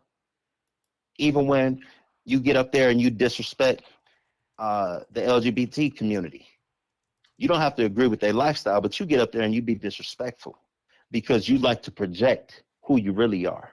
I'll bet David watches like tranny porn or some shit like that. I'm sure he does, bro. It wouldn't surprise me if he does. It wouldn't surprise me if somebody else caught it on his computer like I did before. You found it on his It wouldn't surprise me. Yeah, it wouldn't surprise me. David watches tranny porn. I knew it. He does. He likes that hairy leg, porn. That gotta be the reason why he like hairy legs on a woman and a hard face on a woman like Michelle got. Because you know what? I've kind of noticed that about the women. They've all got hard faces there, dude. Man, they hard. Now that I'm thinking about it, holy shit. They hard, bro. Oh yeah. And the women there, they're masculine too. But he got all the men docile. They don't have a voice. He got the women in leadership positions, and the men have to submit to them. You know what I'm saying? It's a sick operation. Holy shit! That my fucking wheels are turning. Keep going. And so yeah, man. I'm talking about. I've seen Michelle poking grown men in their chests, yelling at them guys. Like they little boys, and they take it. And so yeah, he's into some other things, man. And I'm not the one to judge what somebody do behind closed doors, but don't be fake. Don't be talking about these people like you're not watching them on your screen. Yeah. You heard it right. Yeah, I know what you do, David. He said it, Rufus St. I Hubbins. saw it. He saw that's right. That's right. He said it, Rufus St. Hubbins. Yeah, I said that. He said that. That's right. I said it. You heard it. That's right. He said it. That's exactly what I said, David. I saw what was on your computer when you went out of town when I first got there. After your ex-wife left you, and your computer and things were still there on the side of your bed next to that blue bin where you had your books and stuff. I'm cleaning up your apartment. This was the first time you had left after me and my ex had gotten there. So this was my first time cleaning up your apartment and things. And you were on your way back to town, I think maybe that next day or so. And right there next to that blue bin you had on the side of your bed, in the bedroom on at 2008 Victory Way Lane, you had your laptop, and it was right there on the floor next between the bed and the blue bin. And I thought it had fell off the blue bin. I thought it was just sitting up there and fell off. But I picked it up because I was going to put it back up there. And when I picked it up, it had a light blinking on the computer. So I knew it was on. It was in sleep mode. And he had been gone like 4 or 5 days. So, I opened it. And as soon as I opened it, it was his laptop. As soon as you open up the laptop, the screen comes back alive from the sleep mode. And it was tranny porn, or and it was just like, whoa, I closed it, and in my mind I'm thinking to myself, well, this is this is something that he's studying to see how to get these people delivered, or I made something up in my mind because I could not just accept the fact that I just saw this on this man's computer. And besides, Jesus allegedly is appearing to this guy, so I'm not thinking any type of bad thoughts about him. I'm not thinking he got a porn addiction or nothing like that at that time. So I've never brought it up. I've never said nothing to nobody, but to hear him get up there week after week after week and talk about that community, but he himself indulges in those things privately. And just like I was mentioning a few minutes ago, how he always saying, I'm a real one, and he asking people to vouch for him. Ain't I'm a real one? Hey, Daniel, I'm a real one, ain't I? Yes, sir, Apostle. Yes. No, you ain't no real one. But just like he does that, he always get up there saying, I like what God made me to like. I know what I'm like. God, and he's talking about him liking women. But he has to say that so that you get in your mind, if this type of information ever came out, then you will say, nah, we know Apostle, he don't like nothing but women. We ain't never heard nothing about with him and men. But just wait. Just wait. There's people coming out. Y'all just wait. I've been talking to people, men. You just wait. When these people get strengthened, They're ready. they're going to come out and they're going to tell you the truth about the other side of this guy. They're going to tell you about him. And they're going to tell you about their own experiences with this stuff. Valerie Evans, See, I don't know him in that. Valerie Evans says he overly projects. Overly projects. Overly. I'm telling you, these people know. David, gay people don't talk that bad, dude. No, man. Most straight people don't talk as bad as you do, dude. You know what I'm saying? Like, come on, bro. You are a joke. You always talking about that. I mean, even behind closed doors. Y'all know I like what God made me to like. Y'all know that. No, I don't know that. And matter of fact, it ain't even none of my business. You know what I'm saying? Why? And he's just truly perverted, man. He tells his staff to masturbate. He tells his staff to use sex toys behind closed doors. I don't know what type of churches any of y'all may have been to or go to, but that ain't scriptural. No. You don't see the Messiah teaching that. He tell us to get away from those things because they're destructive. David is full of lust, full of perverted lust. And so I'm glad you sent this list, David, because we can not only talk about me, but we can talk about you. And I'll tell the truth about me, just like I'm gonna tell the truth about you, man. Thank you, David. You gave us a topic tonight, man, because people need to know who you really are. Does he tell the dudes to like masturbate too? I've never heard him tell them to, but he's always alluding to it. Okay. He's always, Cliff, you jack off. Daniel, you jacking off. You like, dude, why are you thinking about other men jacking off? You know what I'm saying? Like, especially men being visual. There's no way you can say certain things and not have that thought. or that image of the thought. And this guy, all he talk about is sex. And then if you don't want to talk about sex, then he tries to twist it and say you got a demon. Oh, you overly religious. Oh, you holier than thou. He'll say something like that, man, because you don't want to indulge in his filth. He's told his quote unquote spiritual daughters, and like he told Debbie Frazier before. He told her, Debbie, you're not with Rick no more. He's a booty bandit and he wasn't hitting it right. You need to go and get you a sex toy and learn how to make yourself come. This is his quote unquote spiritual daughter. This is how he talks to them. And he said this in front of everybody. You know what I'm saying? That's an embarrassing thing to say. And that ain't something you encourage, especially if you're spiritual, because you know the struggle that comes with masturbation and porn and all that other stuff. But he encourages it because he wants you bound, because he knows if you're weak spiritually and you're bound, then he can control you.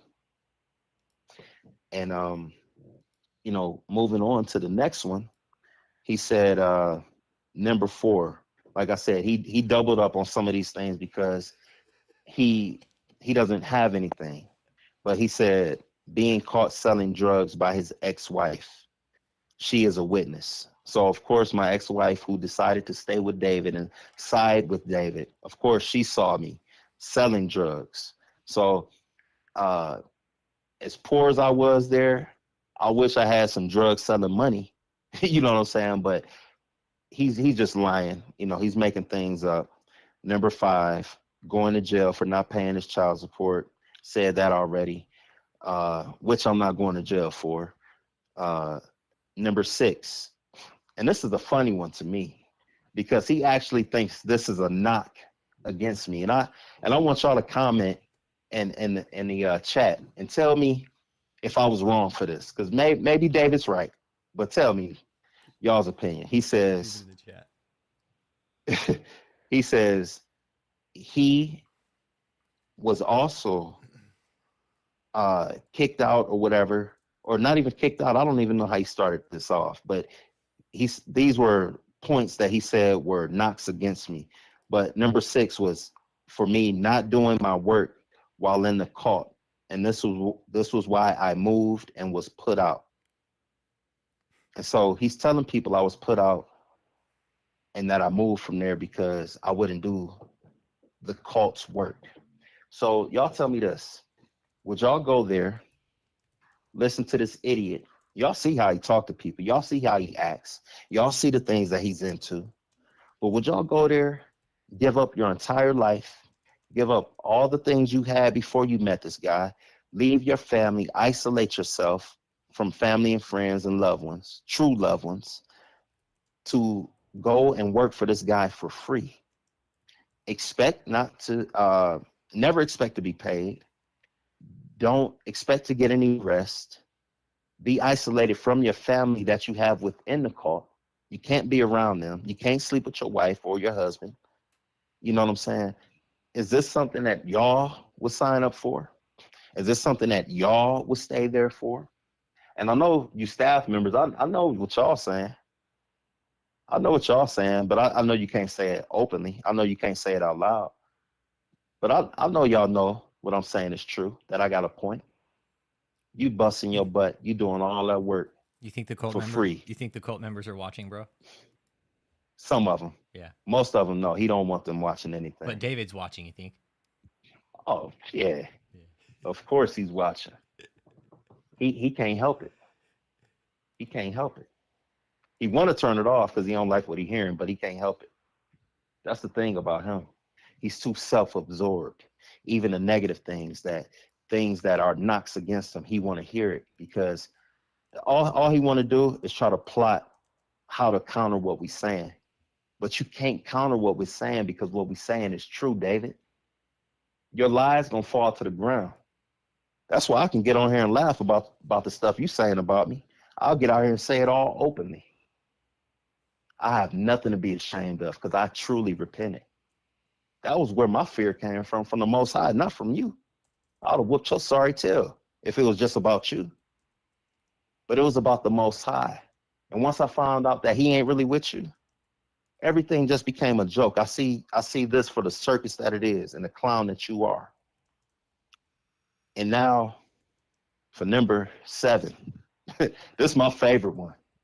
This is my favorite one out of everything that he wrote. He says, and the biggest of all is us finding out to him confessing to his multiple murders to 2 people. One was another Christian, and also to a guy outside the ministry before he gave his life to Christ, and also to another murder he confessed to doing to a man on the street in St. Louis with a gun in the recent years after he left the ministry. Remember, there is no statute of limitations on murder. He's going to prison this time. He's stupid for even trying to say anything concerning Apostle Taylor when he has so many skeletons in his closet. He will not escape. Yes, you all are interviewing a killer and murderer, and you are a part of his crimes. It will all come out, you F words. And Alex already has a record for being put in jail. So that was his number 7 bullet point, the final one. So Yeah, I've done some dumb shit in my life, and I did a crime, and I had to pay some time. Yes, I did. Right. I'm right here though. Exactly. So it must have not been that you learn. That's right. That's right. Marlon Jones brought up a good shit. Marlon's all, oh man, I'm crying here laughing because with the deposition on the screen, he was up there sitting smelling like shit.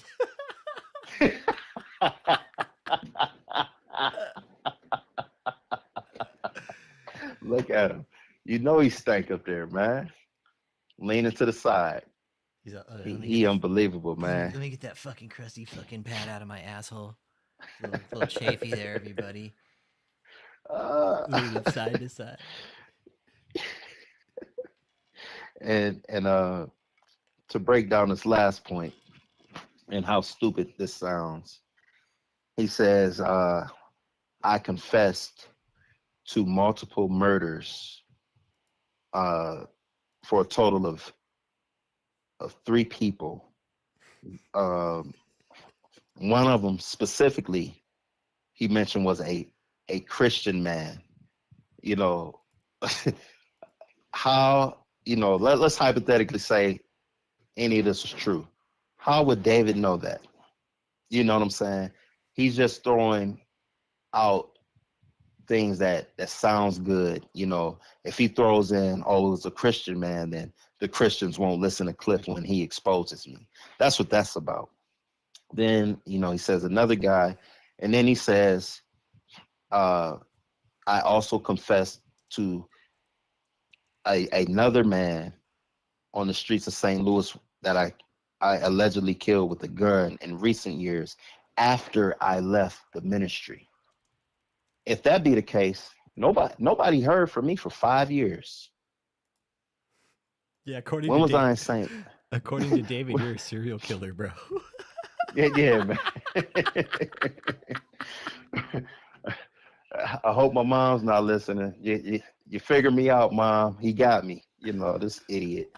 You know, and so he's, yeah, I'm a serial killer. I'm Dahmer now, I guess. And so he said that I did that. Oh, and ironically, when I came back to St. Louis, after I left, I went there. Ironically, I was sent there for work on my job, which he say I don't work. You know, plus we got the dates and if you know, plane tickets, all that. You know, so anybody want to investigate, be my guest. You know, do your investigation, the whole 9, so we can all laugh at David together, and you know, just see how stupid he is with these lies, and let him tell it. I was a murderer and a serial killer while I was right there next to him. You know, so you're telling me if that was true, you're telling me Jesus didn't tell you this in a dream, but he tell you everything else. You're stupid, David. You come with the most outland. I mean, I expected you to say something stupid. I really did. But to hear this, and let me guess, all the witnesses are cult members or people that are connected with you. Never nobody from the outside, right? And just like I was a witness to a lot of the lies back then. Who's Doug? I lie. Doug. Yep. What was mentioned about Doug? What about the man that died on the altar and no one could call the police? The wife waiting for David to resurrect him then lied, said Jesus said he prayed, but due to their I was there, David never showed. His name was Doug. Well, Doug was a very, very, very good man. Him and his wife, who I love very dearly. Shout out to you, sis. Well, David, a man. They were a part of the cult, since David had went up there in 2008, and I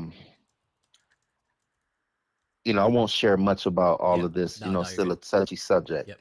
And so, but they had been there since David had went up there, and they weren't like on staff where they came to live in St. Louis or nothing like that. But they did love David a whole lot, man, like a whole lot. Really believed in him and things, and this gentleman wound up passing away during the service.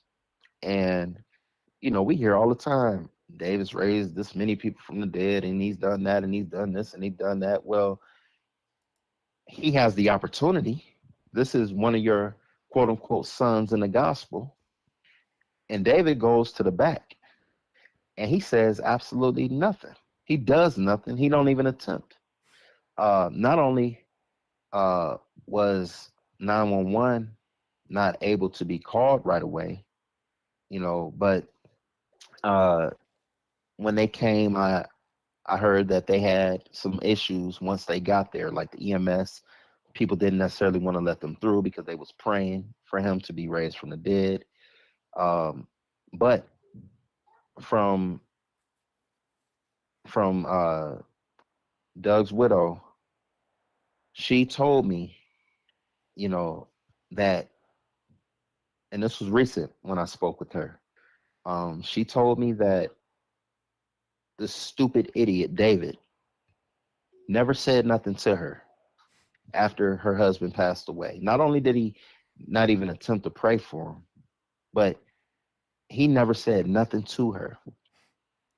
And this happened in 2017, right? When this happened 2017 or 2018. Sorry if I'm missing the years, No, but good. It was 2017 or 2018. And David never said nothing to her. He didn't call her. He didn't text for 3 years. 3 years. He never said nothing to her after her husband passed, right in front of everybody. Some apostle he for is. 3 years. Right. Or spiritual father. Yeah, some spiritual father he is. Trash. He should have been right fucking there, right mentoring her right away. There. And none of us are God. So if David was to pray and he didn't raise up from the dead, that's understandable. David ain't God. However, he didn't even attempt, but he talks about it all the time.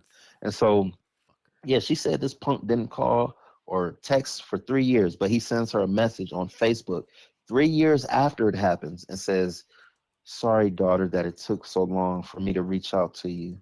It's just that Doug meant so much to me and I took it hard."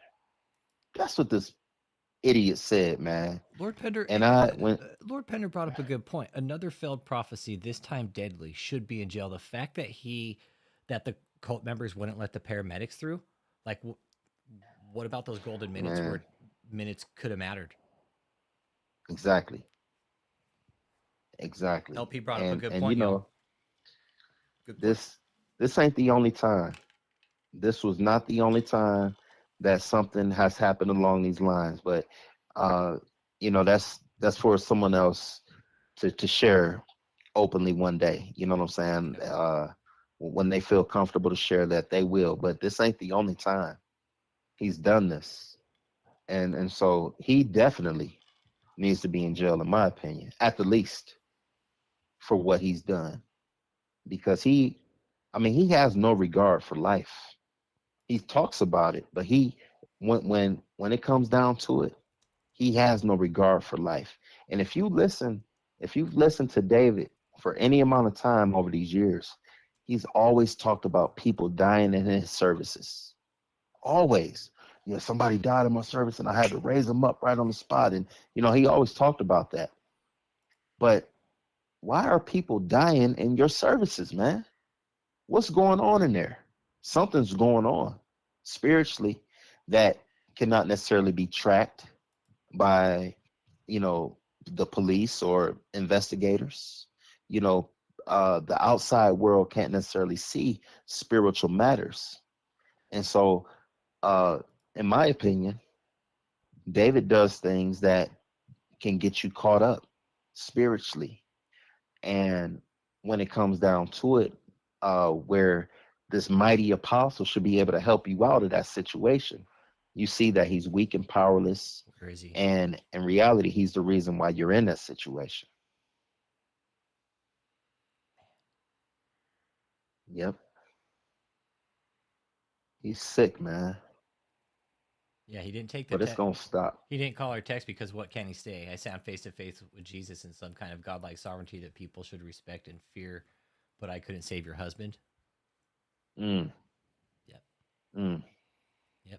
What a way to kill somebody's faith right then and there on the spot, huh? Yeah, man. And she's hurt, man. And I love you, sis. If you're listening right now, we love you. And you're gonna get through these things, because she's gone through other things since that's happened. And it's a rough time, when people leave from there. But I'm a living witness, and there's other people who are living witnesses that there's always sunshine after that storm. And so you're gonna get through that soon. And we're here standing with you, and we love you once again. Yeah, y'all are fighting a storm right now. It's all right. It's sunny on the other side. Trust me. That's right. Cliff just told you he's living proof. It took him a while to get out of the storm, but it's all right. Yep. It's always sunny. That's right. It's like they say in the Count of Monte Cristo. It doesn't matter how big that storm is, but you got to fucking sit there and laugh in the face of that storm and say, fucking, here I am. Here the fuck I am. Fucking, I'm here. Here I am. Here I am. I'm fucking ready. Take the storm. That's right. Fight through it. And it's sunny on the other side of this cult, everybody. Cliff is out he's got a good life ahead of him. I mean, things flip for people when you get out of this cult. Yes. Mm-hmm. Yes, they do. David wants you to think that, I'm possessed and, I'm on my way to hell and I'm just living in misery. No, I'm not.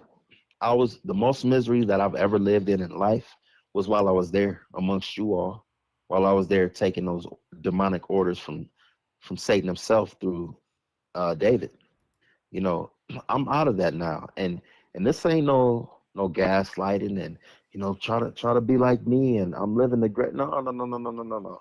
I'm telling you the truth. Keep talking, Mecca. I'm sorry. There's another member in here that has a family member, and she says, "Hey, I hope we can connect and talk. It's healing me. It's helping. Keep talking, Mecca." There's other members, other survivors in this chat right now, man. Oh yes. Yeah, there's other survivors in this chat. Y'all right here. This is it. This is where you guys are. We out here, y'all. Yeah, we're here. We're here. Yes. Yeah, y'all ain't alone. No, you guys aren't alone. Trust me.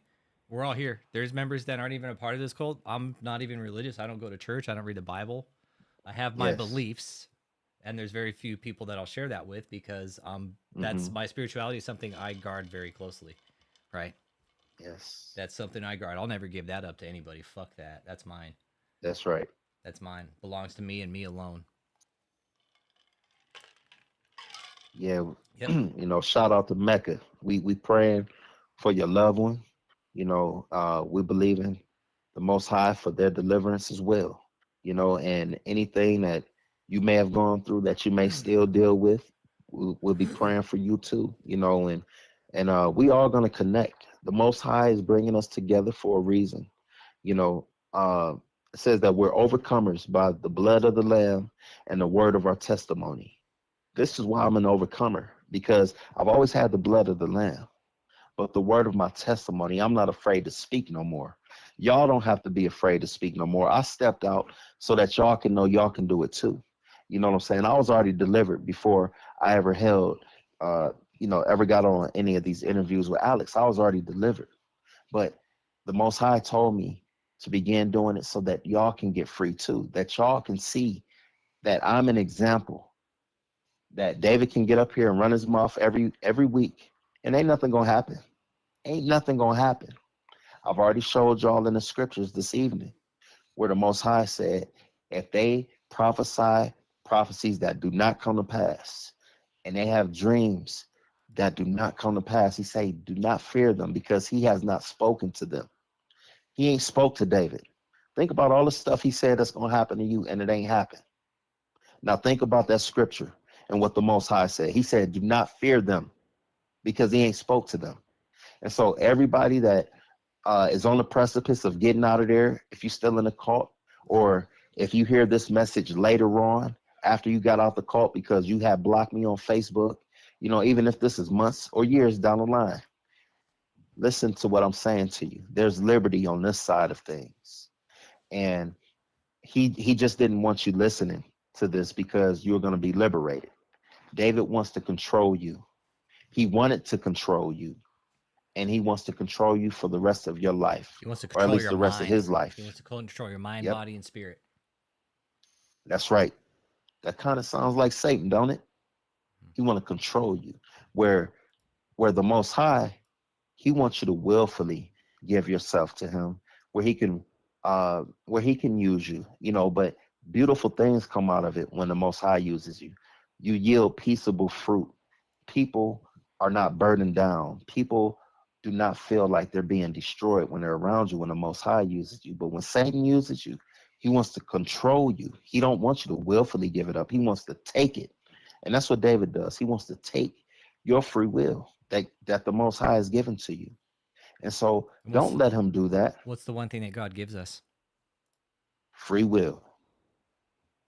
That's it. And why does Satan hate us so much? Because he had free will and we got free will. But with his free will, Fucked it up. he wasn't given another chance. And so that's why he hates humanity. And so when he gets in a person, that's the first thing he wants to do with that other person is use them to take your free will. That's why you see men and women who are in abusive relationships with a spouse. They don't have any free will. They're being beat. Some of them are, being sexually assaulted and raped. That's Satan. They're under a control that if they could just stop it and turn the switch off, they would. But because they can't, he continues to use them. And so this is what's happening to y'all. He's using y'all through the means of witchcraft. And I was just like y'all, praying against demons, and I wasn't afraid of no demons, but you don't have to be afraid of a demon in order for that demon to use you. All he has to do is make himself act like he's not even there, or slap the name God or Jesus on it, and you think that's who it is controlling your life. But I'm going to tell you, since I got out of there, I found out the truth. I'm able to really make contact with heaven now. When I was there, no prayers were getting through. It was like a brass ceiling. All my prayers came right back down. Number one, because David gets you into sin. He wants you to sin against the Most High because he don't want the Most High to listen to your prayers. Because he wants to He wants to spiritually blackmail you. That's it. Yep. He does. He wants to spiritually blackmail you. He And wants you to be a pig like him. Don't fall into his fucking pigsty. that's right. Don't fall into his David's pig pen. That's right. And if he can get you to sin without recognizing that you're sinning against the Most High because you think that, well, Apostle said I can do this, or Apostle does that, so let's do it like this. You don't even think that you're sinning, but you are. And so you're never repenting for those things that you're doing. And so because you're never repenting, the Most High not even listening to your prayers. And so that's what David wants. That's what Satan wants.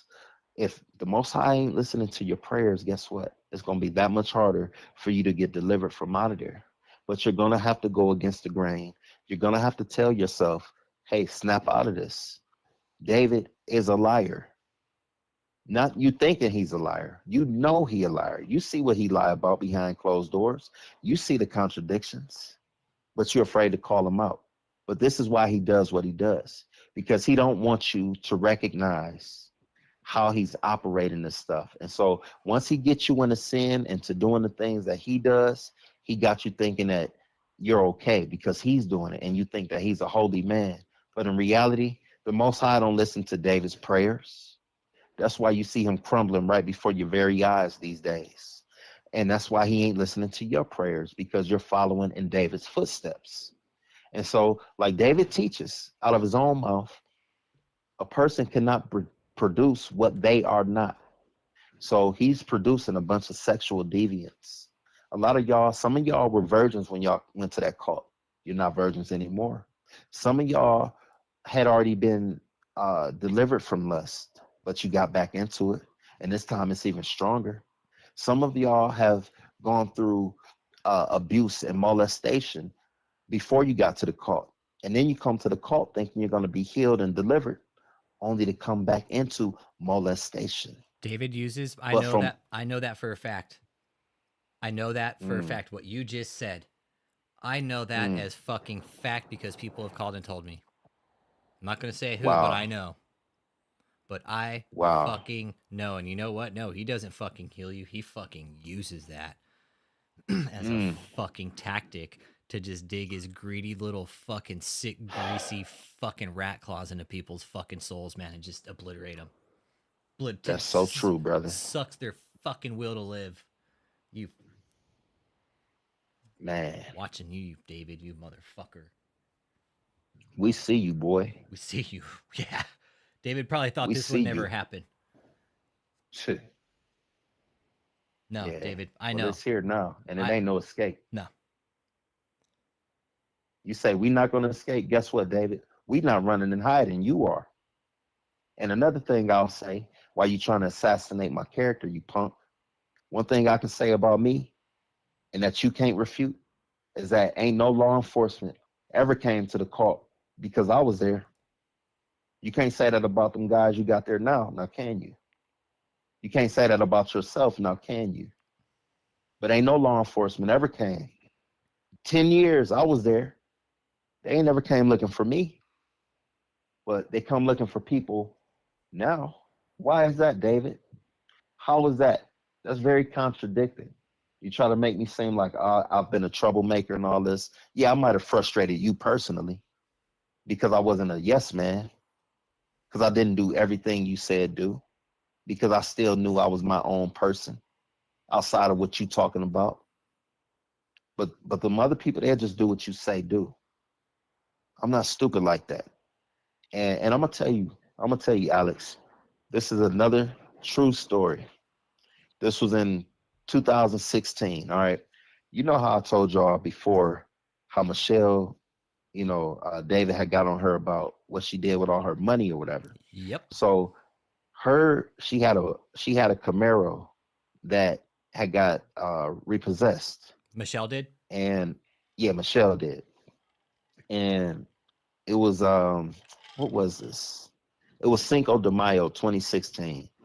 And we had all went to we was all out in St. Louis at the little parade and festivities or whatever for Cinco de Mayo. And this is where they repossessed her car at, from the street. They came and took it, and we see the tow truck pulling off. We running down the street. Yo, wait, what's going on? Woo, woo. And Michelle, she's acting dumbfounded, like, no, I don't know why they're taking my stuff. Meanwhile, I'm thinking to myself, like, yeah, she ain't pay that, because I've heard David talk to her behind closed doors. So, but everybody else, they're looking like, Michelle is being done wrong, and, they shouldn't be taking her car. So later that night, man, she she has like, I don't know, maybe 5 or 6 of us. We go, we're going to this tow yard where they took her car to. It's on the other side in Illinois, across the river. So she take like 5 or 6 of us, some of the guys, and she like, uh, they took my car and they weren't supposed to take it. Woo, woo, woo, woo, woo, we need to get my car back. Now, mind you, this place is closed, and she wanted she wanted some of these guys, and I say some of these guys because I know she wasn't stupid enough to think that I would do it, but she wanted some of these guys to jump over the fence, go in there, and take her car from out of this tow yard. You know, and Out of a I'm fucking thinking to myself, out of an impound yard. yes, Okay. yes, with guard dogs, and there was guys still in there. You know what I'm saying? And I'm like, man, I know these guys got some guns in there and stuff. And Hell yeah, dude. and you know, I'm telling you, man, they watch too much Hollywood, bro. Like, yeah, we're just gonna throw our coat over the barbed wire. I'm gonna boost you up. You're gonna jump over the fence, jump in there, get in the car, bust through the gate with the car. You know, they got all these weird thoughts, man. But I'm thinking like, no, this ain't real life, and I'm not gonna be a part of it.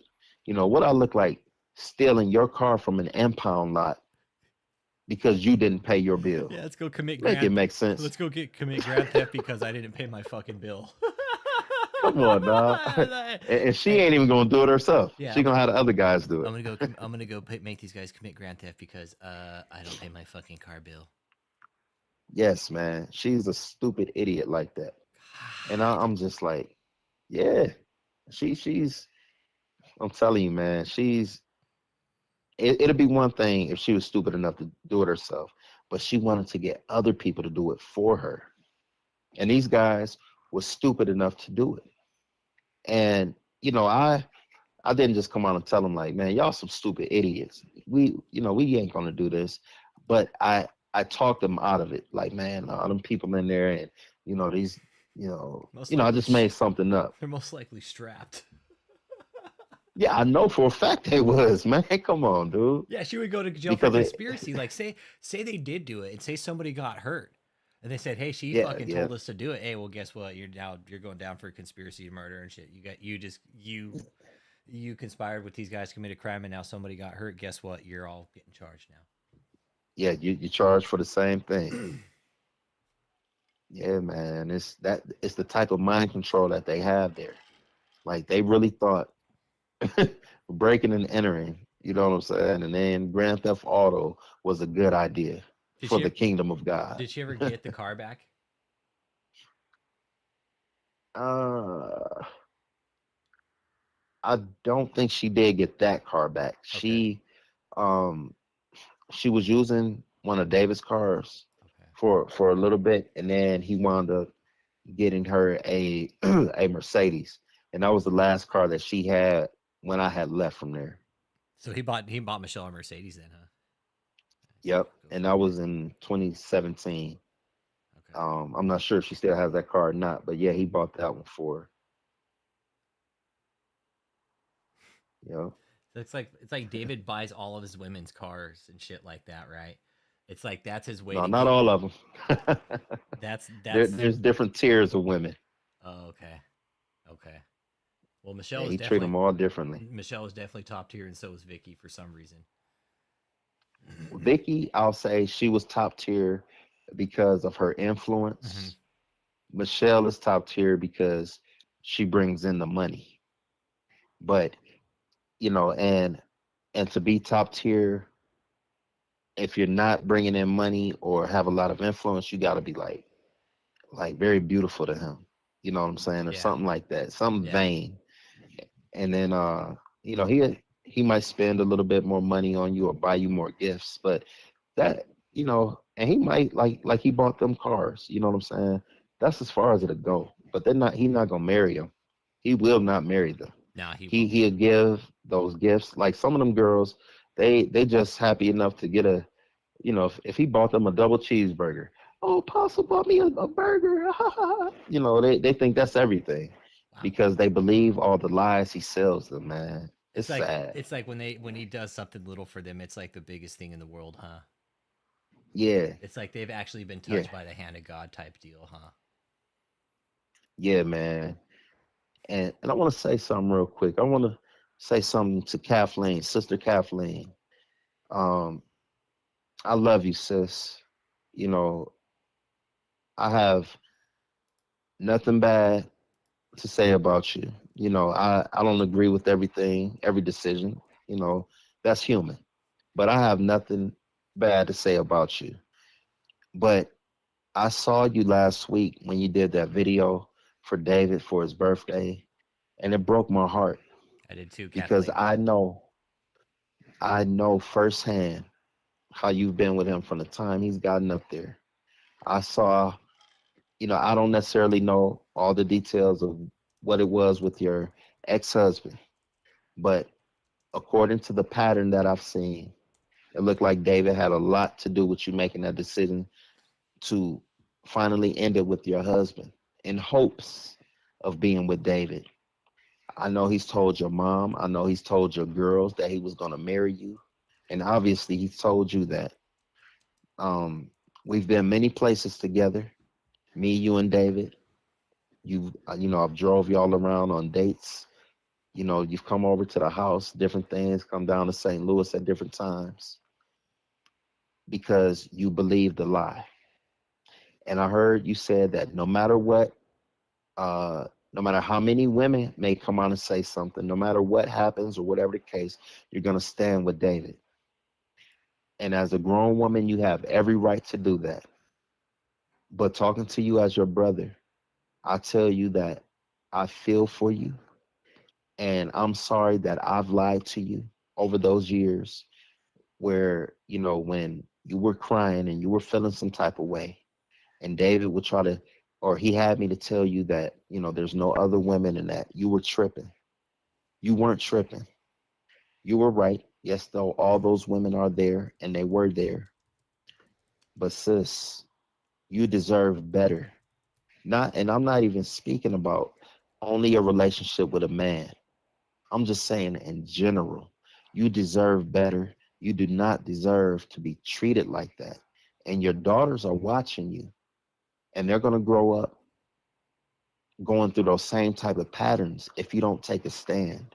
How long have the And those daughters? sweet girls, How long have? uh-huh. How long has Kathleen been involved along with the daughters? I have a big question on that because they have a video. Oh well, he came to us when I was 8, and this and that, and I'm like, Yeah, oh shit. yeah, yeah. Kathleen has been there just as long as me and Ashley, 15 years. So it's 15 years now.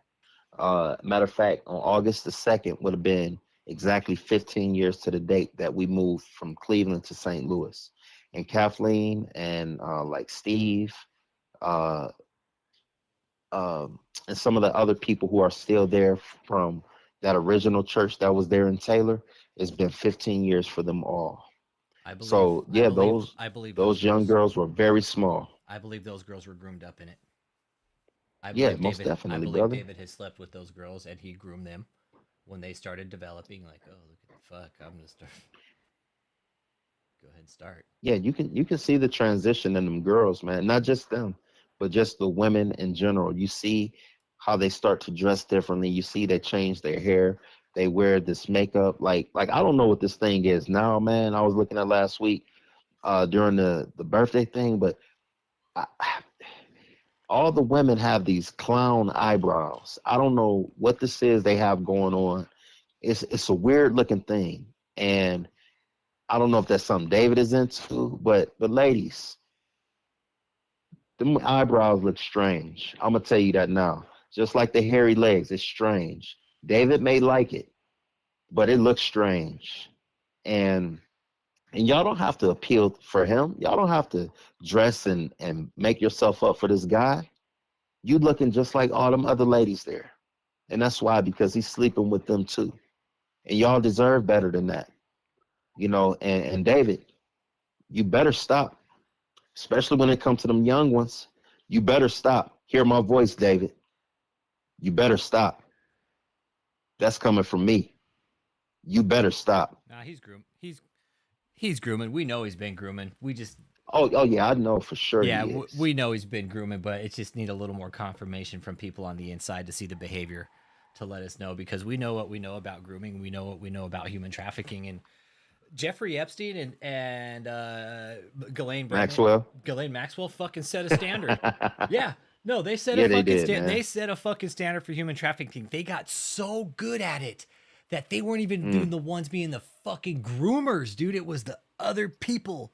It was the women Man. below them, and David and Michelle have got that good. Oh yeah, they definitely got that. They definitely got that. Billy says, "My wife believes this shitty ass fuck is still in Shutaway." Talk to her, Billy. Man, Talk to her, Billy. for real, bro. Because I'm gonna tell you, let's say, hey Billy, let's say he is in Shutaway, right? This Shutaway place he talk about. I've been in there with him. That ain't stopping him from having sex with none of these women. They come to the Shutaway place, this quote unquote most holy place on earth, where Jesus and God is allegedly appearing face to face, walking through walls, and he having sex in that very place. I know that because they came up to the church in Port Huron when he was in that Shutaway place, allegedly. There was women coming to the church, having sex in the church. Tell me I'm lying, David. Put your soul on the line and tell me I'm lying. Because I'm not. Yeah, he was having sex with them women in the church while he was allegedly in Shutaway. And then he talks about how, he got this message from Jesus while he was in that Shutaway. No, what David does, he listens to a lot of different preachers. He listens to a lot of different teachings, a lot of different things. And he takes bits and pieces. And he'll take some things that he knows for certain that most people have not heard mainstream. And then he'll use it as his own message. And he'll say he got this revelation from God, because it'll be hard for you to track where it come from. But over these years, since I've been away from David, I've been doing my studying and learning. And I've come across a lot of this stuff, like the face-to-face message that wasn't really his. That's not really his. There's other people who've talked about the same type of crap, the lies. I've got a face-to-face relationship like Jesus had, or with Jesus like they had 2,000 years ago. David ain't the first one. He might be the first one that you've heard. But when you do your research, you'll find out there's other people who said the same crap and have had mind control over people the same way that he does. And rest in peace, Pastor Stephen Darby, who David has stolen so much material from.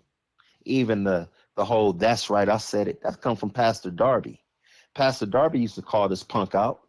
He used to call David out all the time. And that man was a true spiritual father. Y'all should watch Pastor Darby's staff, and you'll see where a lot of this stuff come from. You'll see the things that David tried to take from him and spin it as his own.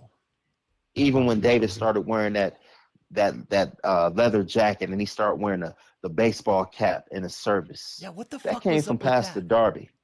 See, he tried to take this look from. See, Pastor Darby. When Pastor Darby spoke, and he would say certain things, it just came natural because that was him. But when David does things, it ain't natural. So it's like, what are you doing, man? It looks weird. It comes off strange. And so when I started looking, I'm like, oh, this is where David got this from. And so, because I remember when I got there, there was certain things David just was not talking about. Just like he wasn't talking about none of this gangster stuff. You know what I'm saying? And I talk to your hometown, David. I talk to the ones who was really living it since we've been doing these interviews. They've heard it, and they once again verified that you ain't never lived that life, that you are a joke, that you've always been a spectator from the outside. You ain't did nothing in those streets, man. You ain't did nothing. And so if y'all still believe in that lie, shame on you, because he's been exposed. And the fact that all he gonna do is get up here and talk and run his mouth and speak in subliminals yet again, that should let you know what he really about, which is nothing but running his mouth. So yeah, Alex, I mean, it don't matter what avenue you you find David on, he's gonna find a way to pervert something, man. Whether it's sexual, whether it's emotional, mental, spiritual, he's gonna pervert it to try to use it to his advantage against people. Can, what what was the living conditions like for the men inside the building at the main headquarters? Man. So what it was for the men, like during this time, uh was like 2016. This was like the height of it. Because at the end of 2015 was when the deposition got released publicly. And so, it started going out everywhere, and it's getting millions of views all over the place. And so, um, David, of course, he wants to do damage control and everything. Uh, so what he said, at least, I don't even know if this is true, but he said that there were dreams given about somebody burning the building down through arson. And so he had me go up there, um, like, what was that? Early 2016. I went up there from St. Louis, and then there was a bunch of guys up there.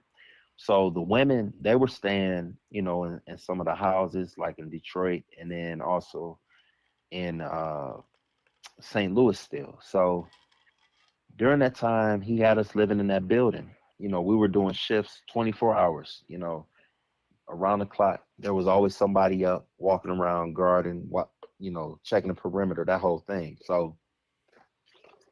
Um, so while we're living there, at this point, it's still just pretty much a concrete slab with, four-cylinder walls, cylinder block walls. And so we are in this place. I took one of the ministry cards, and I went and got me a cot to sleep on. And, but most of them guys, they're just sleeping on, maybe a blanket and a sheet, on plywood upstairs inside of that place. Still? And You think still? huh? You think still? Not now, but back then for sure. Okay. Um, there was, the reason why I say not now is because, um, or at least, maybe a few guys may stay there, but as, 20, 30 guys, how it was, it's not like that. I don't think, at least. But, people were calling the fire marshal and things like that to get all that busted up, to make sure David got everything up to code. And so, but while we were there, man, there was no showers or nothing like that. But the people were stinking. The guys were stinking. So some of them would go to, let's say, what was it, Planet Fitness or one of the gyms, because one of the guys had a membership, and he'd take guys back and forth That's one so of they them. could shower over there. Big shout out to Tommy Gunn. That's our guy. That's our guy. Okay. Yeah. That's our guy. He came Shout in. out. Yeah, he actually came in and said I would take guys to the gym because they weren't showering. And he's all, I had a gym Yeah, I had a membership to the gym. He's also, I would take him. I remember that. He was all, dude, these guys, he was like, dude, cleanliness is next to godliness. He's like, dude, we needed to stay clean, so I would take him to the gym. Hmm. That's our guy. I remember that. Tommy Gunn. Shout out, bro. Shout out to you, bro. Yep. I appreciate you, man, for doing that for them guys. Cause like for me, like I said, I had access to them cards and stuff, so I can go and get the things that I needed. You know what I'm saying? Yeah. Push come to shove if I really need to. But them guys, they didn't have that access, and so shout out to you, Tommy, man, for looking out for them guys, man. And so yeah, they were staying in that place, and then they wound up building a shower in there, and it was bad, man. Like, I mean, guys stink. It's the summertime too.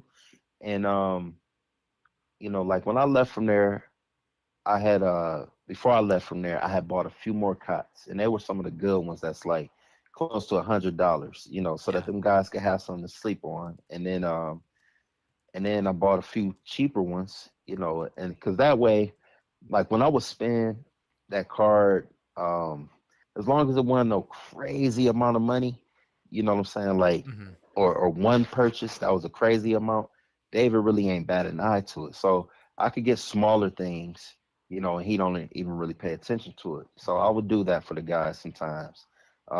Then sometimes like, uh, uh, you know, just in case some guys, wanna side with David and his lies, and you guys who was smoking them blunts with me. Remember, we'd go to Burger King on David's card. We'd get us some Whoppers to feed our munchies. Yeah, that was on David, man.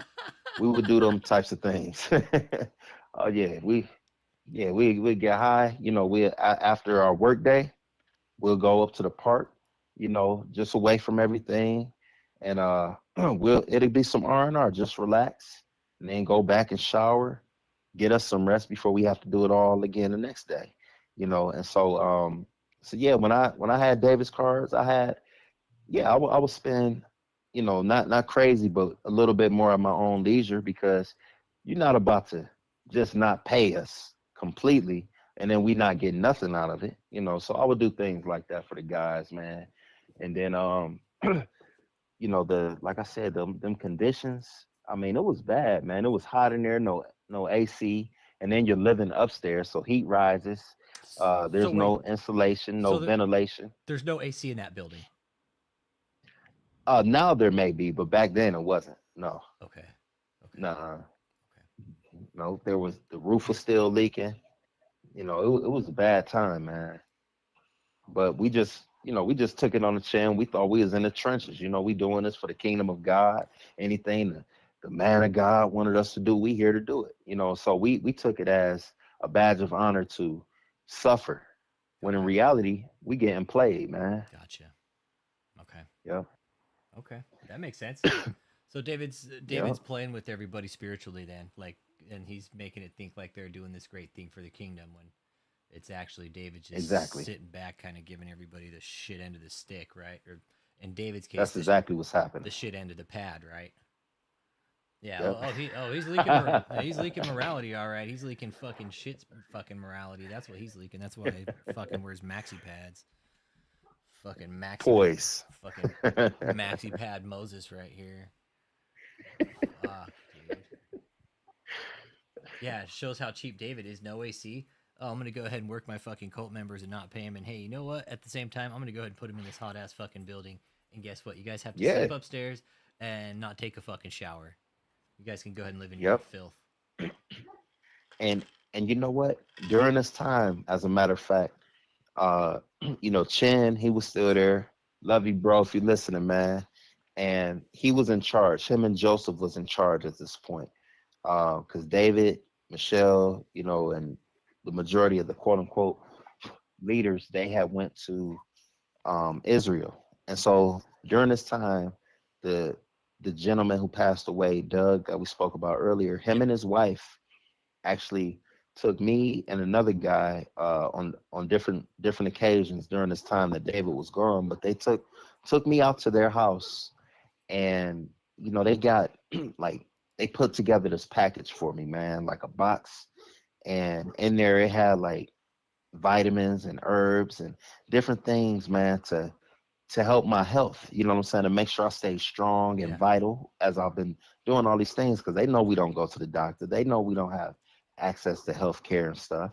And yeah, man, soaked my feet, gave me a massage, and all of this stuff that I've never. David never even gave a $25 gift card. Hey man, y'all work hard, go get a massage somewhere. But this woman and her husband did this for me, man, and I'll never forget them for that. you know, um, truly, truly were a blessing. And, but during this time, uh, like I said, Chin and Joseph was in charge of the building.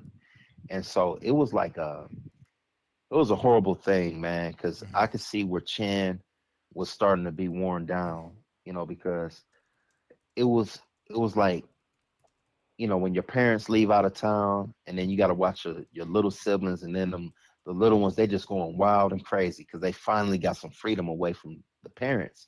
That's how it was for Chen and Joseph. Like them guys, they was just having a ball, and so it was hard at times to reel them in to do their work and stuff like that. But that's what happens when you got adults who can't be adults and just live their life.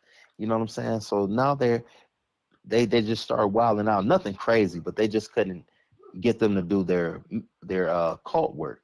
And like I said, David didn't care. All he cares about is if you do what he say do.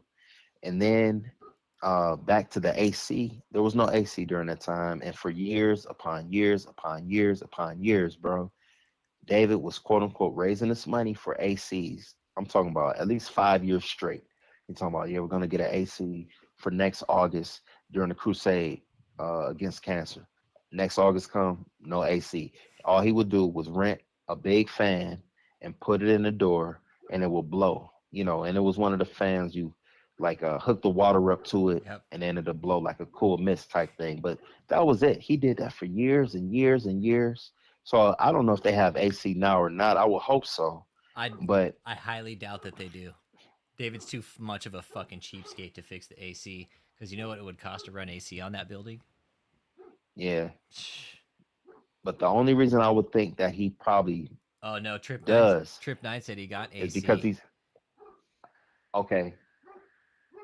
I was just about to say the only reason I would think that he does is because I believe that's where he's staying at, and I know his big self ain't gonna have no AC. He'll fry like bacon, because he sweats even with the AC on, man. I mean, you see him up there, all his clothes got the armpit stains, and that's what he's talking about. He sweats through all his clothes. Everything got armpit stains. He stinks, man. He's dirty. Dude, He's filthy. we've seen him wear the same fucking suit for like a fucking week in a row. Yeah, he'll do that. Talking about God's glory is on it. Will he wash No, them in your between? feces smell it. Will he wash them in between or no? No, not when he wear them for a week straight. Like, When he's up doing the crusades, like that, the 1 week we saw him do the fucking crusade in that brown suit. Did he wash that motherfucker? yeah, or that's no. no. He do not take them things to the cleaners until after he's finished. What a sick fuck. Not until after he's done. Oh, dude, I bet And so, when he takes it to the cleaners, it's probably like a fucking paste in his fucking drawers, man. man, I'm telling you, I know what that stuff smells like. And as we speak about it, I can smell that, man. He stinks, bro. Does he really? And so I would think like his overall body odor, it probably isn't that pleasant, I'm guessing, right? like he wears a lot of cologne. He puts on different oils that are scented. So like when he's out the shower or whatever, he don't stink.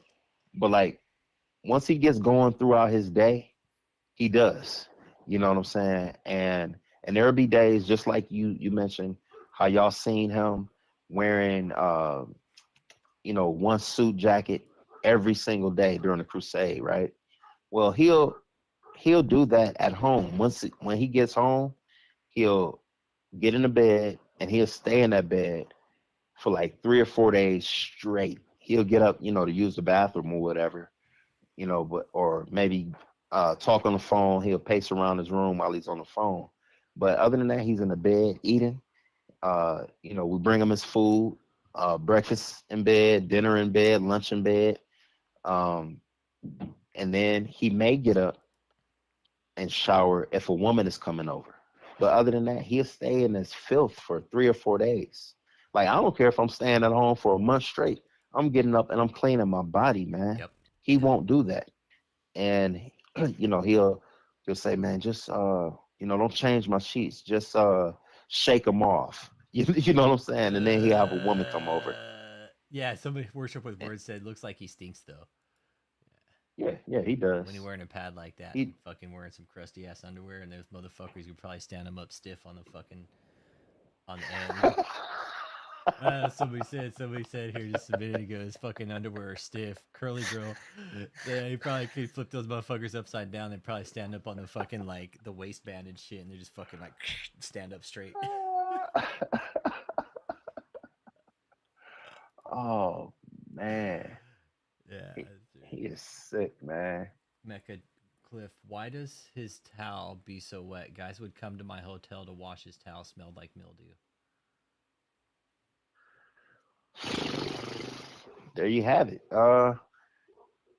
You know, if it's the towels from if it's the towels like from when he's up there preaching and stuff, you know, he's sweating, you know, wiping his head or whatever. But uh he that's the thing, man. And I'm glad Mecca brought this up because I forgot all about this too, right? So this guy, I mean, you stink. You stink. That's you. You know what I'm saying? But he would get mad because I would, when I would wash his towels, and I'm talking about wash them, put them right in the dryer, get them right out and fold them, right? They will smell like mildew when they come out of the washer and stuff. And so he acts like it's my fault. You're not putting enough detergent in there. Dude, I'm putting like a quarter of this big thing of Downy in here and Tide for one load, and it still come out stinking. That's you. You know what I'm saying? And so you're doing this wrong. And so I want, you know, he mentioned he wanted somebody else to do his towels and stuff. Fine. So they did them. They have the same issue. You're not doing them right. Well, and then he says, "Well, my mom washed my stuff. It never smelled like this." You know, like, well, we'll go down there and have your mom wash her clothes then, or wash them yourself, even better. You know, and so he tried to blame us because he had doodle stains in his drawers when they would come out the washer. And that's why I brought up that point the last time, because the guy who came after me, he took his time to scrub his underwear. I would not do that. Oh, yeah. And Fuck that. you know, yeah, you throw them in your hamper, and then I'll just dump your hamper into the washer, and we'll wash them like that. But I'm not touching them, man. You know, and you know, but like I said, he wants to talk about cleanliness and excellence. He's none of that. If there was not people around doing it for him, it would not be done. I've never seen him clean his own cars, you know, and he's the one who loved the cars. That's what I'm saying. If everybody just up and left David, like, he would become a hoarder. He would just be Yeah, he fucking. would. He would basically just fill his entire fucking existence up with fucking boxes of Krispy Kreme donuts and fucking Burger King, bro. And that's Yep. it. That's it, man. That's it. And that will all be DoorDash. He won't even leave the house to get it. Dude, He's too much of a coward to come out. We fucking called DoorDash, dude. We called DoorDash a while ago. Like, David's too much of a bitch to leave the house. He probably just calls DoorDash all the fucking time. Does he? Does he? See, when I was there, you know, the DoorDash and Uber Eats and all that, it wasn't popping yet. Yeah. You know, they were in existence, but they wasn't popping yet. So we were still out running to get them. But man, I didn't even think about that, you know, until I just said it now, man. But yeah, I'm sure he does that because now the guys don't even have to leave the house. See, that was a breather for us. When we had to go get his food and stuff, we could get away from him. But now all they got to do is order it. So, man, I feel for them guys, man, because they probably don't even get to leave from him now. David, You let's know. call his fucking DoorDash at Grubhub. Hey, we got Grubhub on speed dial here, everybody. It's fucking called Grubhub. Dirty, David. Like the fucking the dodgeball thing where it's got Ben Stiller and he's like, after he fucking like loses his gym and shit, and he's like sitting there with all the food crumbs on him. I know, Urania 22 says David should just use a disposable adult diapers. Yeah, he could be the Depends disciple. Yeah. Yeah. what you call him, the destined disciple. The Desitin disciple, yeah. No, somebody else. When I see that, I make them into thumbnails when people drop funny ass shit. Okay. And I made one today called the Desitin disciple. The title of this one, the thumbnail on this one is called Maxi Pad Moses.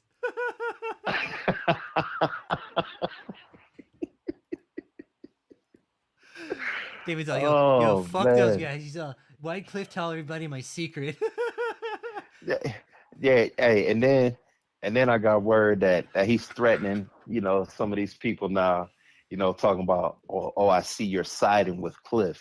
He looking at me. He don't even recognize that the Most High is waking people up, and we are on to you, David. It ain't about siding with Cliff. Nah. It could be me or anybody else, you dummy. And so that's what he tries to do. He talk about, you're either with me, you're with him, like they gotta choose. Or you're against You know what I'm him, saying? with him. We choose. Yeah. Like, God like David, ain't nobody with you. Yeah, God never forced anybody to choose David. Nobody. Not you. David just used diapers, bro. He said, well, yeah, that probably would have been a good idea here in the deposition. That way I could have just shit my pants. Could have just shit my pants instead of actually sharding, Make everybody smell my fucking asshole. Yeah, man. Just Yeah, no, and you know what? I've had people who've contacted me too, said, yep.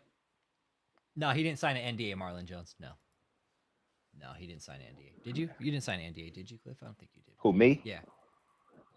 Oh yeah. I signed one years back. Oh, so you Marlon did? Jones. Oh, you did. Marlon Jones. I piss on it and I'll wipe my behind with it. That's what I tell you. I'll do with it. Yeah, I signed one. Okay. Yeah, bring it up, David. Yeah, I signed one. Okay. Bring it up, David. Yeah. Let's see what come out of it. Hey, yeah. If your pastor comes to you and asks you to sign an NDA, hey, guess what? You should fucking turn around. First, you fucking probably spit in the guy's face. That's what I would do. Yeah. I would spit in That's the way to go. Yeah. David Estrogen Taylor. Oh yeah, Abia Barra asked, like, what's up with the feminine voice? And we're gonna close and wrap it up. It's 10 o'clock, man. We ran a 3-hour stream, dude. We fucking knocked it out of the park tonight. Oh man, fucking killed it tonight, awesome. man. Yeah, we got 62 people in here watching. Smash that thumbs up, and let's go ahead and wrap it up with the last question from Abia Barra. David talks in this feminine voice. What's up with that, bro? Can you tell us about that behind closed doors? What it's like? We see him all fucking meek and pathetic in the deposition, then he comes out and talks all bold and like he's this badass, but we know David is soft. Can you explain a little bit about the lotion ass voice that he's got? Yeah, man. So it's mind-boggling to me too, because the first time I heard it, I'm like, what's up with this guy? I'm thinking to myself, because all I had heard before I met him was, his preaching, the boldness and everything.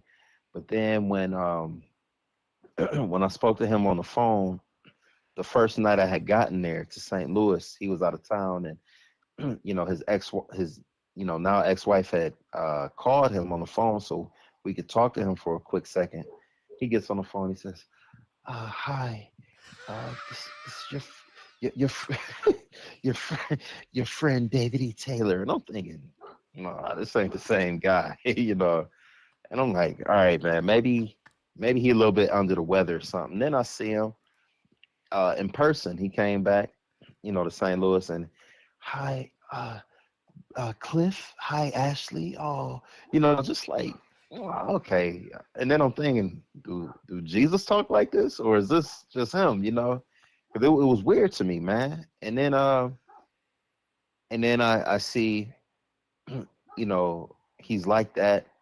And then when he's trying to come off like he's not a scumbag, like during the deposition, he'll put on that voice. But, they see straight through that crap. And then, but that's who he really is. He's a little coward. That's his real voice. All this boldness and stuff, that ain't him. That's just when he's offended and when he gets mad. David, he's like, one of these little boys or girls that we all went to school with in elementary, middle school, maybe even high school, you know, they were always mad and offended about something, and they couldn't fight, but they was always huffing and puffing and, you know, trying to start a fight. But then once you bring a fight to them, they cry foul, or, you know, they want to play victim. And so he's just like that, except he's not getting beat up physically. Spiritually he is. And so he throws these hissy fits, and he's a hothead. So because he's a hothead and he got a temper, he wants, and he talks real big and tough, he wants people to think that he's really this gangster, and he ain't, or a former gangster, and he ain't never been. And so that's what it is. That's his real voice. When he gets around these women, he puts that voice on, and some of them even called him out, like, dude, why are you talking like that? That's weird. Really? You So, know, and he, so they're calling out General Gooch man, Grease here, huh? yeah, they call him out because they like, you know, some of them women, they, and I feel like they was questioning, you know, sexuality, you know, the Yeah. way they're asking. I'm like, why are you talking like that? You know, and what do you mean? That's just how I speak. You know, I'm not always the lion, the general. You, you know, I'm just like, man, this guy is sick out here, man. It's like, And so yeah, that's why he puts on that voice, because that's who he really is. He's really a coward, and you know, and that's the reason why he won't leave from that church or wherever he's at now. He won't leave out. He's not in Shutaway. He's not allowed back in his hometown. He's not allowed to go in many places that you would think he would be able to go to. And it's because other people have said he can't come back. And yeah, David, we know you a coward. You know, we were speculating that you were, but I talked to your peoples, man. You are a coward. You ain't allowed back in your city. no, that's But facts. guess what? I know he's not. I know people up in St. Louis don't want him around. St. Louis or Memphis, his hometown where he come from. But I can go back to my hometown of Cleveland, David, without security, and I can go and see my children there, and I can go and do this, and I can go and do that, because I haven't screwed people over. I don't have a path of destruction everywhere I've gone. So I can go back home, even though I've done, you know, while I was in the cult and I was brainwashed, even though I had, you know, done my family wrong by not talking to them and, you know, cutting them off, so to speak, I can go back because I never disrespected my family purposely. And they understand that. But you, on the other hand, you've disrespected your family. You've disrespected your friends, the people that had loved you before this whole ministry stuff ever started. And you've burned all of them bridges, man. You ain't welcome back to your own hometown. You ain't welcome back to St. Louis and them other places. You ain't welcome back. That's why you can't leave from where you're at. Nobody likes you. Nobody likes you as a person, let alone the false apostle or false prophet. They definitely don't like that. But nobody likes you as a person. You're not likable. And as you say, you're not persecuted because of the gospel. People are only calling you out about your filth, not about what you preach and teach. They call you out for how you treat people and how you destroy marriages. I can count on one hand right now off top 6 marriages that have been destroyed since the time I've known you, let alone the ones before you. I can count 5 right now that I know of. Right off top, easily. And that's just what we know. That's what we know. That's 11. You know what I'm saying? David, that's 11 fucking marriages that we know of right off the top, you piece of shit. Yeah. 11 marriages that you fucked up, dude. That's 11 dudes that are probably really fucking pissed at you. Well, 10, because I'm not. You can have her. You can have her if it's up to me, brother. You can have my ex. You can have her as you've had her. Because she's already told me she's going to stand with you no matter what. And so that's 10 out of 11 of them guys. Because I know a lot of them, and David know too, that some of them wanted to take his life. And I was never one of them. I looked at it as a way out of a destructive marriage. So I was never mad about it. So wait, people were actually putting threats against David's life because of what he'd done?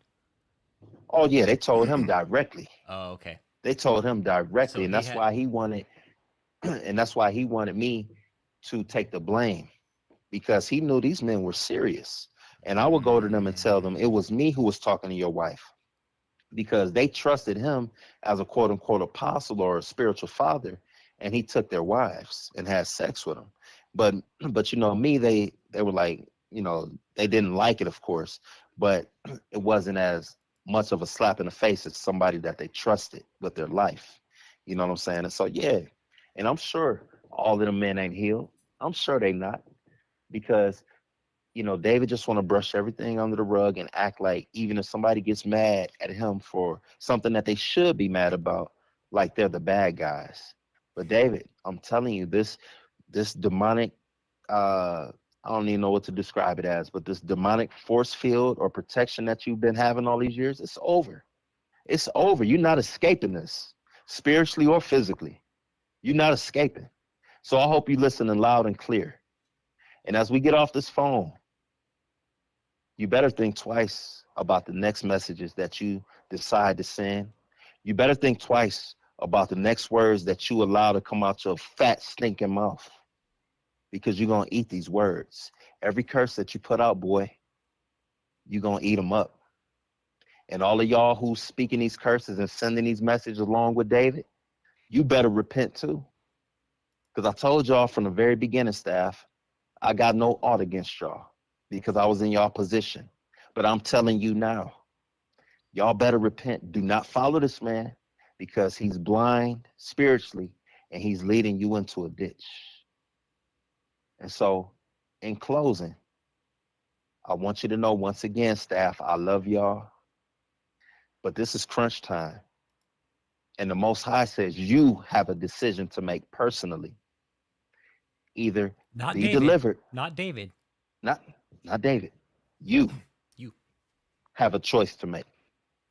And it's not going to be angels coming down from heaven with harps to come and pull you out of there. You have a decision to make on your own. Step out on faith and believe the Most High and get out of there. Take that leap of faith. Or take the leap of faith, or take the guaranteed fall with David.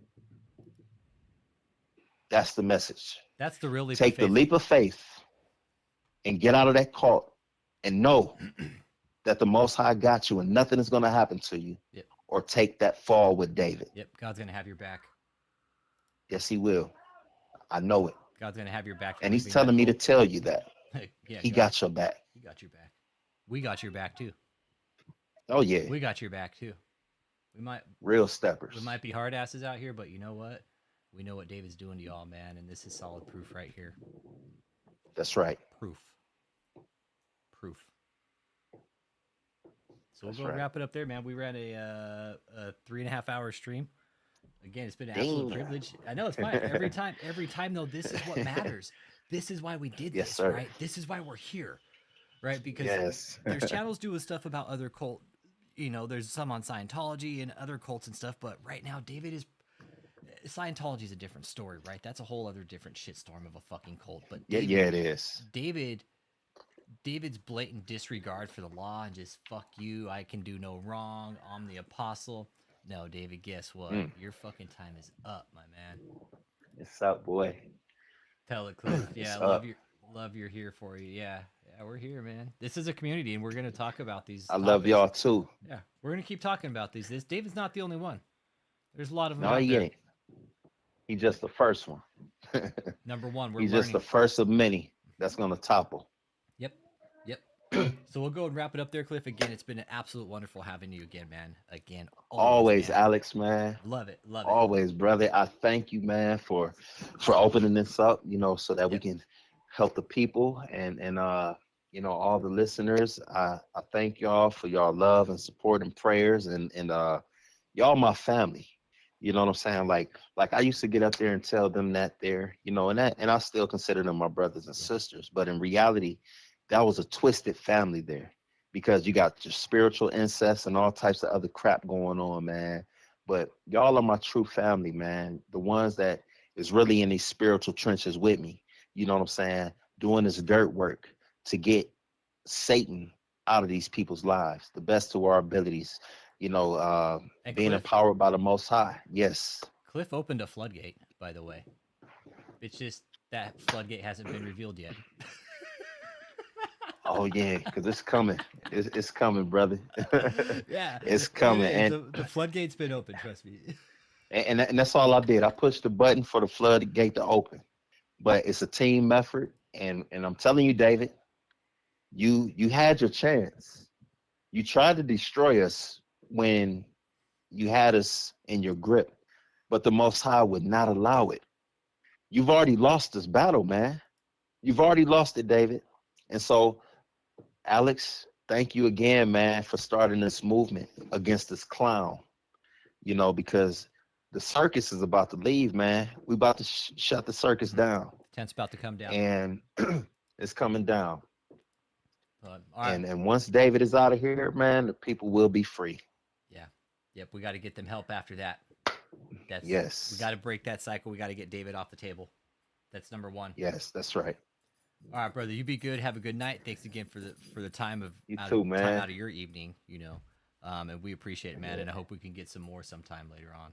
I'm sure we will. Oh yes, of course, man. I love you, brother. Thank too, you man. again, Love and you, brother. I love all y'all. Talk to y'all soon. All right, be good, blessed. brother. Have a good night, man. You too. Bye bye. All right. Thank you again, Cliff Ware. Probably David's biggest fucking biblical thorn in his side. Oh man. David's like, fuck, man, I just can't get away from this. Like, how is it? David's probably sitting back right now. I would like to think that David's sitting back right now, just like, fuck. I never thought in a million years this would happen. Yeah, the cold is about to shut down. There's more than just this one too, you guys. Facilia, yeah.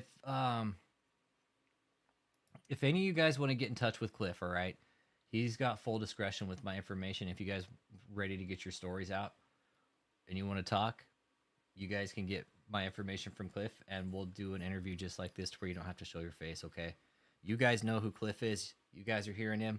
Don't listen to me. Listen to Cliff, man. This is why we did this, is to bring everybody here so we can listen, because I'm listening and watching the chat tonight, and it's helping some of you guys. Mecca and Arnold, I've watched you all night saying, hey, this is helping me. Please keep talking about it. You coming in the chat and interacting with the people, right? Regardless if you guys think so or not, it's helping these people because they're able to process these emotions right here in the group. And we're not going to fucking shit. Clifton Ware. Thanks, come back. What up, bro? Cliff? Hello. Yes. Can you hear me, brother? Yeah. Are we still on live? I'm wrapping it up right now, but I had shut everything down. Okay. Cool. Yeah, cool. I had hung up. Yeah, Okay. but I'm wrapping up the live here. Okay. Cool. Yeah. Okay. Cool. All right, brother. All right, bye. Okay. All right. Bye. Okay, there we go. Yeah, and if you can hear in Cliff's voice, it's like everything in his life has changed, right? Everything has changed around. He's got out, he's got happy, he found his faith again, but he found it on his own, right? He was able to foster his own relationship with God again after fuckwad here fucked it all up, right? Read the Bible. Thank you, Carla. Read the Bible, you guys. Read the Bible. Something David doesn't want you to do. Read the Bible. Get your own relationship with God. Don't listen to fucking Fivehead here, okay? Asswipe here is trying to fuck your relationship up with God. Don't listen to him. Listen to Cliff, man. Listen to Cliff. You got cult members. David, if you're watching, get bent. All right. David, I know you're watching the whole fucking night. And you're too much of a scared little fucking piece of shit to fucking call and iron some shit out. We're watching you, David. Yeah. John G. Cliff, keep your head up, bro. You're the hero, bro. Yeah, you're a hero to his kids, bro. For sure, dude. It's gonna end, bro. It's just we gotta keep filing fraud against him, right? David's like, oh, when are you gonna give me a warrior worth fighting? Well, guess what, dude? We got the fucking IRS involved, David, and we know now because you have come out, Father Time Forehead ass boy. Yeah, we know, David, because you've come out and said, hey, the IRS, I'm committing wire fraud and all this. Well, yeah, when you're doing it with Cash App and shit like that, it's wire fraud, you asswipe. But you guys, thank you for the wonderful chat tonight. Y'all smash that thumbs up or thumbs down on the way out for David. I mean, David, I know you're back here lurking the whole fucking night. But yeah, listen to Cliff, guys. Cult members, listen to Cliff. Don't listen to me. Listen to somebody who was actually there. Listen to somebody who witnessed the abuse, and maybe you're experiencing the same thing that Cliff is just talking about. Well, there's a reason why, okay? It's because David is a fucking piece of shit cult leader, and he is absolutely taking you guys to the fucking absolute pit of hell with him. He doesn't care. The fact that Cliff is telling us right here, he is forcing you guys to live in his own fucking demented, filthy fucking reality, and it's disgusting. Yeah, we're going to be in David's nightmares. And with that being said,